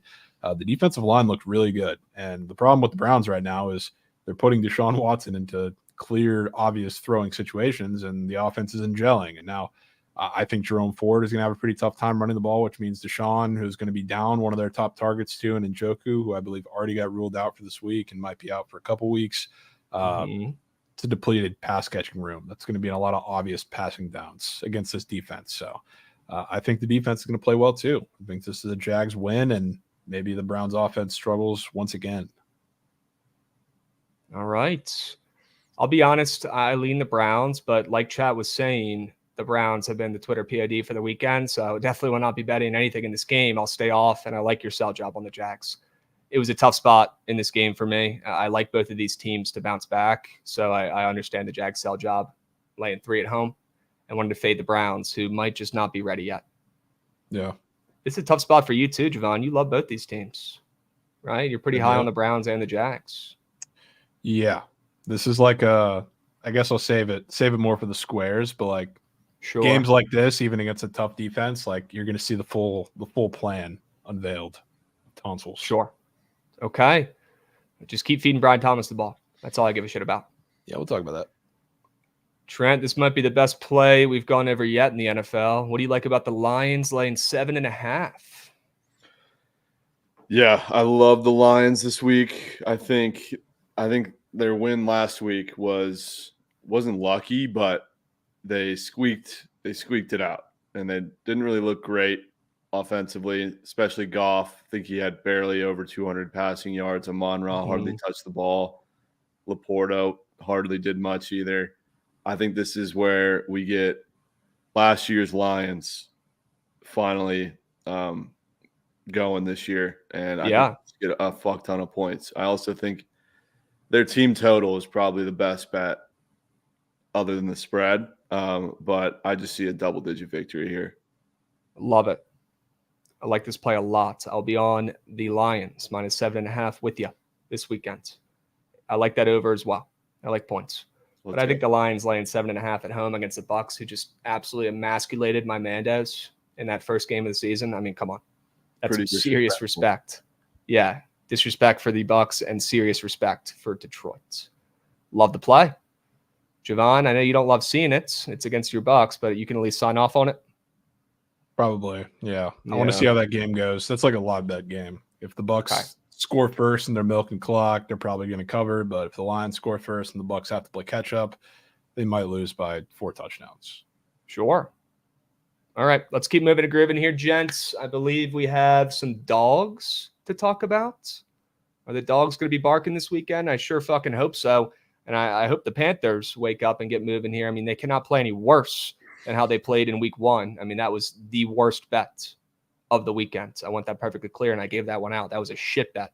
But I cannot ignore them moving from +6.5 down to +5 at home against the Chargers, coming off a big-time win, although I think it's a fake win against the Raiders in week 1. Where they looked okay, they looked good. You saw Harbaugh get his first win, back in the NFL. They took care of business 22-10. It was pretty easy.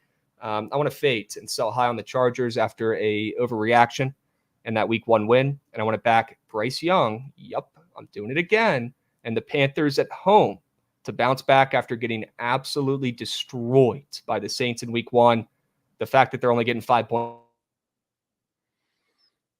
And there he goes. Right now is fuck. And GG Panthers. And we'll be seeing.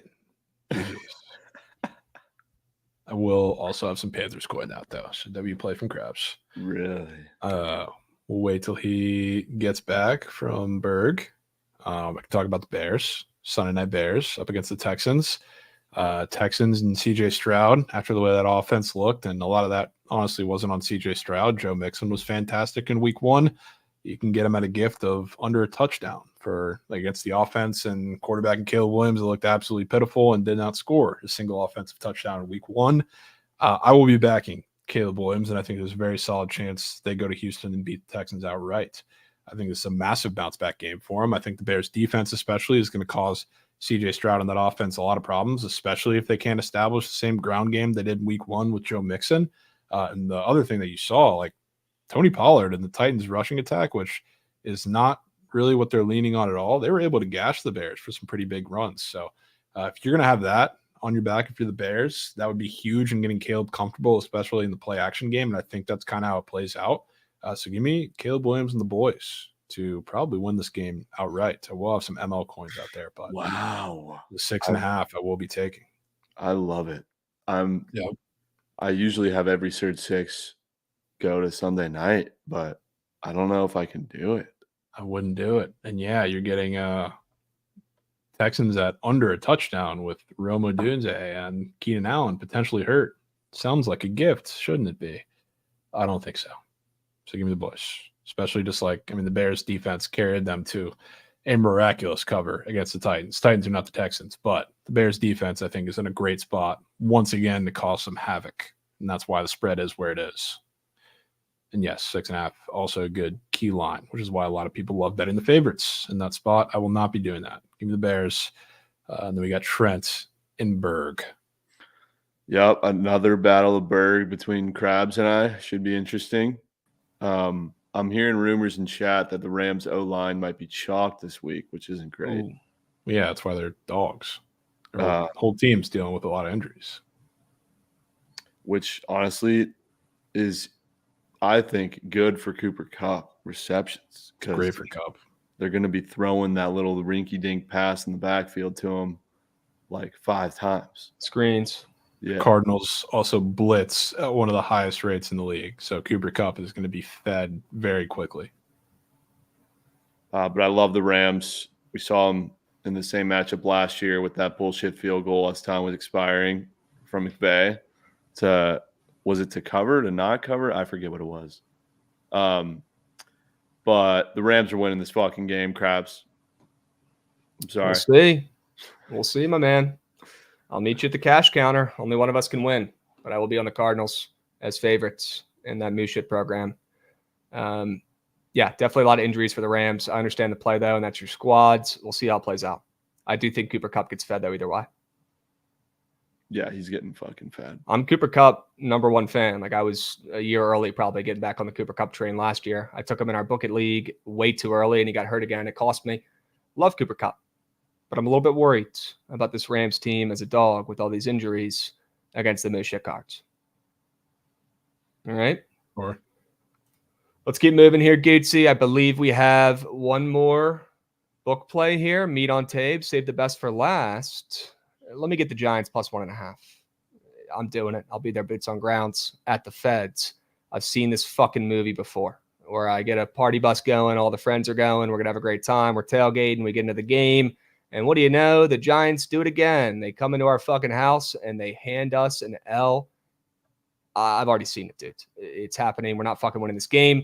This team, like I said earlier, is so far away from being a real NFL team.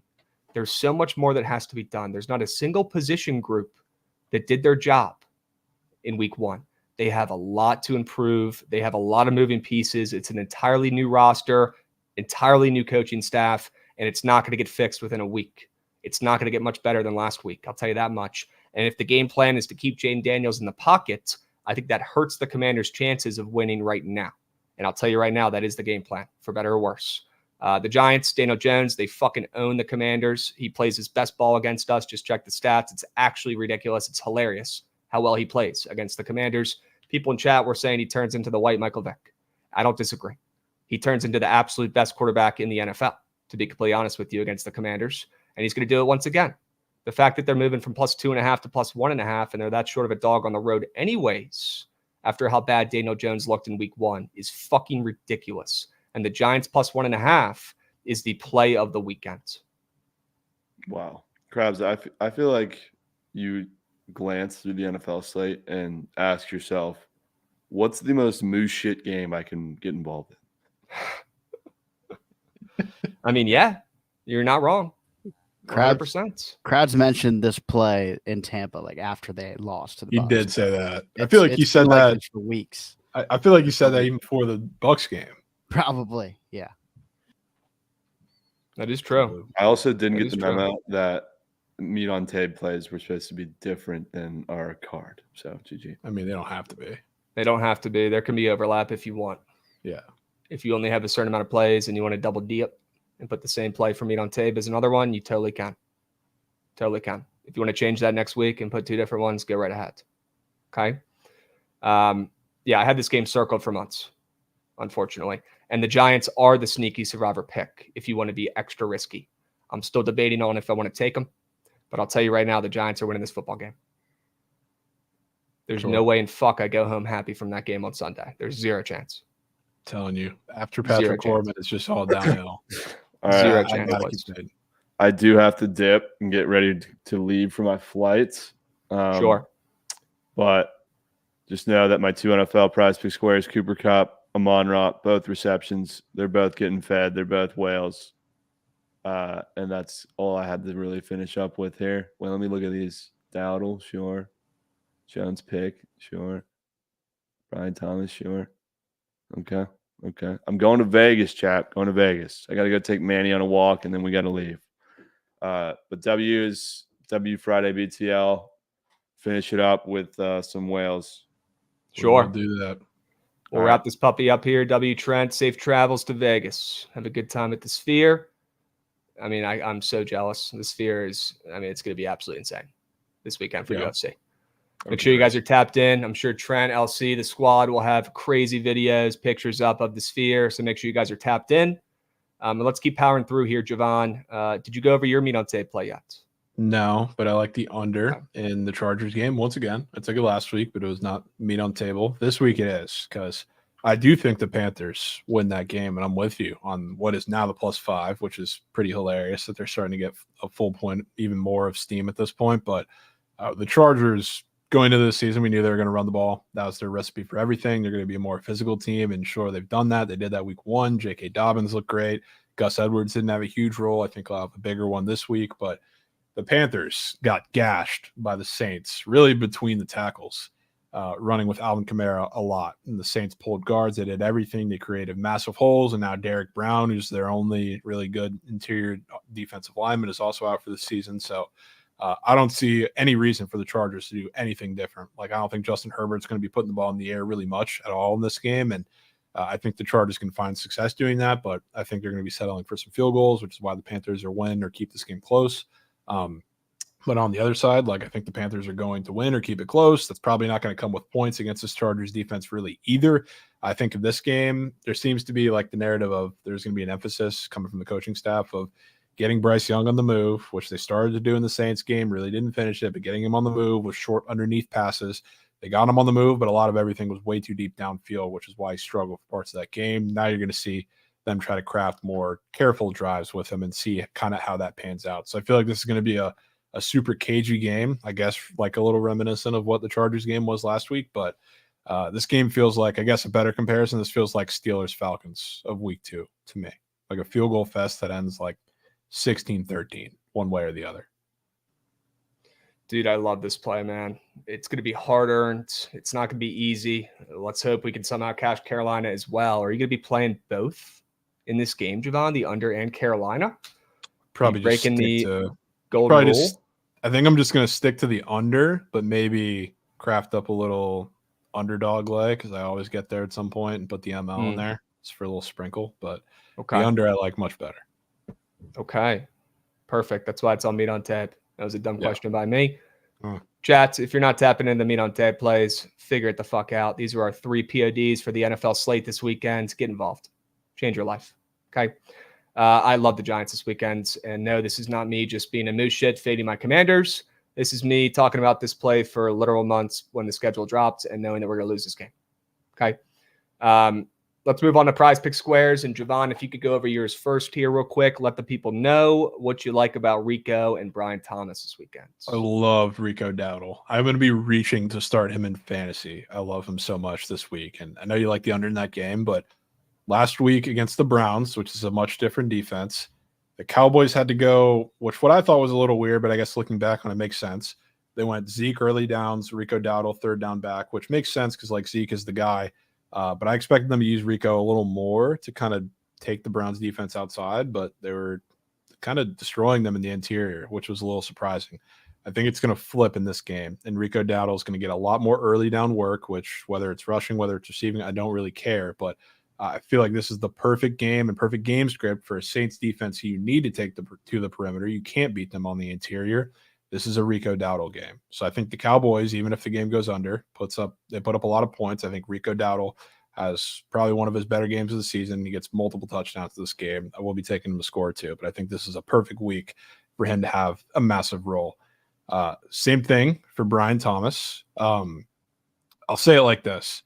When the Jags play heavy man coverage teams, that is a perfect game script, I think, for Brian Thomas to have a big game and the perfect game script for Evan Ingram to have touchdowns. So those are two things that I'm invested on for the season outside of the Jags as a whole. This is one of the game scripts, even when they play a really solid defense, that I'm going to go all in on that. Like last week I talked about it, and we even talked about it like we were in the hotel and shit. You're playing like a zone-heavy team with a lot of wide receivers, a lot of pass-catching options. It's kind of hard to pick a guy. So like Christian Kirk kind of suits that more. Brian Thomas, like getting in the end zone, and the wide receivers getting in the end zone suit that a lot more. So for Brian Thomas this week, when he's going in man, he's going to get plenty of separation, even if he has one of the tougher matchups. I mean, he was fucking torching Ramsey when they were playing him one-on-one last week in man coverage. That's another conversation, but this is perfect. I want to buy low when you're getting a super low number because you may not see this again, and maybe it's a little Browns defense tax. So Brian Thomas yards down the field, Evan Ingram in the end zone. That's the script I'm going with for this week. Fucking love it, my man. Absolutely love it. I'll be telling both those puppies. And I like Trent's plays too. I think if you're going to go square, those are the two ways to go square this weekend with Amon-Ra and Cooper Kupp. I love those. Daniel Jones, less than a pick. Jovan, you talked about that one earlier. I mean, Daniel Jones literally turns into Mahomes when he plays against my Mandos. And after a terrible start to the season, who the heck wants to take this less than besides us two? And hopefully some people in chat who believe. Daniel Jones will not be throwing a pick. I mean, just look at our secondary, Jovan. Who the fuck is even going to make the interception? Who's going to make the catch? We've got a bunch of guys running around with fucking nubs out there with no fingers or hands is what it looks like, dude. It's fucking ridiculous. It's like we got 11 JPPs out there after the fireworks show trying to fucking play defense and coverage. Nobody's fucking picking off Daniel Jones. We got a bunch of dudes running around with fucking blindfolds on, bro. Straight up. Yeah, I went there. Sure. I did. Daniel Jones ain't throwing a pick. I'm putting meat on tape for it. And then Zamir White's receiving yards. Jovan. Alexander Madison, very trendy, popular waiver wire pickup. People are saying, wow, what the heck? Madison, he out snap shared Zamir White in week 1. People are freaking out. I think that was just because they were getting blown out. They put in their fucking, pass catching running back in there to try to come back in that game.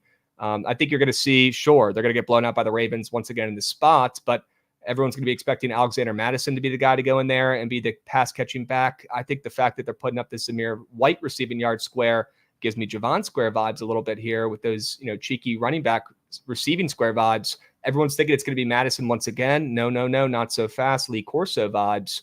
Zamir White is going to be the one catching a couple passes for the Raiders. And I think he soars over his receiving yard square. I mean, it's low, 5.5. We're not asking for much.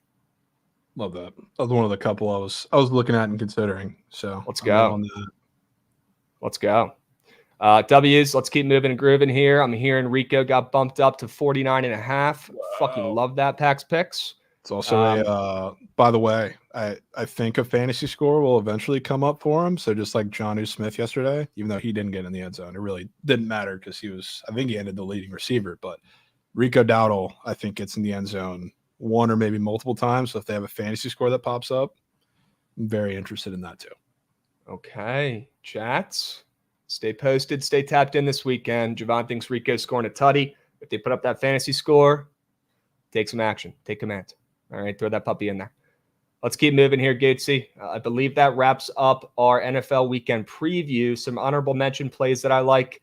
I unfortunately do have Cleveland +3 on here, but after hearing you sell the Jags, I'm surely staying off the side in that game. I like both those teams to bounce back. It's a tough spot in that game. So I like the Packers +3. Who the fuck wants to take them after Jordan Love just got hurt? Literally nobody. I will. And then the under in San Fran, Minnesota, I feel like is a sneaky under. Minnesota's defense impressed me in week 1. Maybe they show up and catch the 49ers lacking after a big-time win against the Jets on prime time in week 1. I like the under. I want to back both these defenses and fade both these high-powered offenses with a total that I thought would be in the low 50s, not in the mid-40s. I think this is a low total for a reason. I think these defenses stand up and these offenses underperform. Sure. All right. I'll just give one honorable mention. Square. Please. Another one of those running back receiving yards. We love Chuba in this economy, but Miles Sanders. I think what stood out to me the most when I look back at some of the numbers and some of the data from the first game, and I've seen tweets about it too. Every obvious passing down, or what was like technically qualified as one, Miles Sanders was on the field, and he didn't get a target in the receiving game, but he's up for 6.5 receiving yards in this start, where I talked about Bryce Young getting the ball in the short game. They've talked about it all week. That's going to be an emphasis coming into this game. I like that receiving yard square a lot, and I think that's one of those that's going to absolutely spawn early. So I'm in on that. That was like my that and Zamir White were the two that I was looking at outside of, I guess, Dowdle was kind of involved. But, yeah, give me Miles. I love that. I love that. Sign me up. We got Brock D coming in, resubbing Backyard Brawl tomorrow. Let's go Pitt, Eli Holston for Heisman. Desmond Reed, best running back in the country. You got to be feeling good about Pitt right now, my man. Sure. I don't blame you, Brock. Talk your talk. Ron Mux Clam coming in, resubbing as well. Matt Too Frosty, W Gents. Appreciate you as always. Jovan, I wanted to craft up the weekend craft sessions on here, but we took a little bit too much time, and I got to dip here in a moment. Why don't we get to the squad ride, and we'll craft up the weekend Hail Mary lay and the weekend 5 guys prize picks lineup where we don't have to rush it offline. And we'll get that out for the people either later tonight or early tomorrow. That way we can smack it and not rush it and force it and craft it right now. Okay. Is that cool? Yep. Is that okay? We got Matt Gauthier coming in, resubbing as well. Let's fucking go. W's. Gootsy, let's get to the squad ride poll, my man. Run that shit. I want to see that train.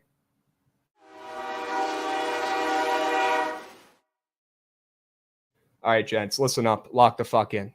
Get dialed. Okay, we are 2-6 this month on squad rides. That is the worst squad ride start to a month we've ever had. This is the worst stretch of squad ride plays we have ever had. We have to lock in today. We have to find a winner. We have to get dialed. Jovan, where do we start? Maybe you can lead the way, Krabs. Maybe that could be some of the vibe switching we need. Okay.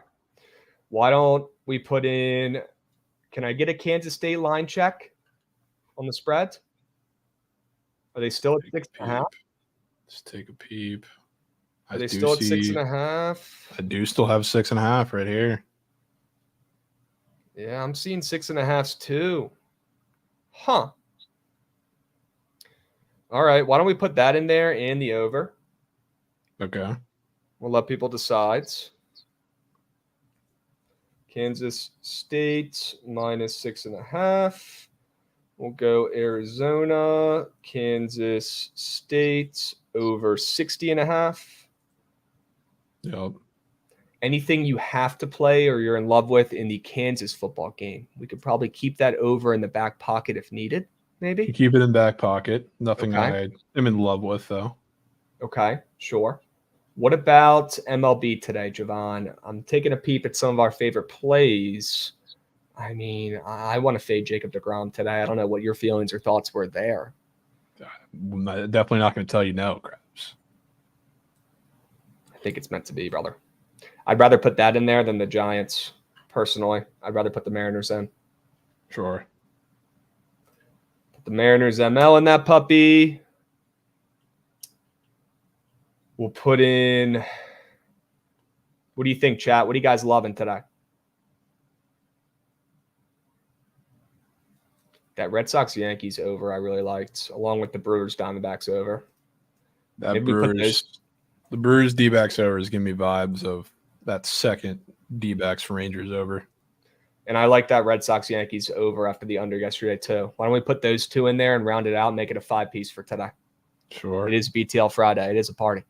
All right. It Why don't we is. get involved? Why don't we put up 5 plays for the people, 5 winners, 5 options for the BTL Squad Ride on a Friday afternoon and lock in these plays for the people. Chat, get involved. All right. We got 5 plays, 5 winners for you. If you want to vote in the BTL Squad Ride poll, all you got to do is come to the Bookit Sports Twitch chat and get involved and click a fucking button. It's literally that simple. We got the poll up now, up and moving. Hurry up. Go, go, go, go, go. The poll is up in the Twitch chat. We've got Kansas State -6.5. Arizona, Kansas State over 60.5. Mariners, ML. Brewers, Diamondbacks over 8.5. And the Red Sox, Yankees over 8.5 as well.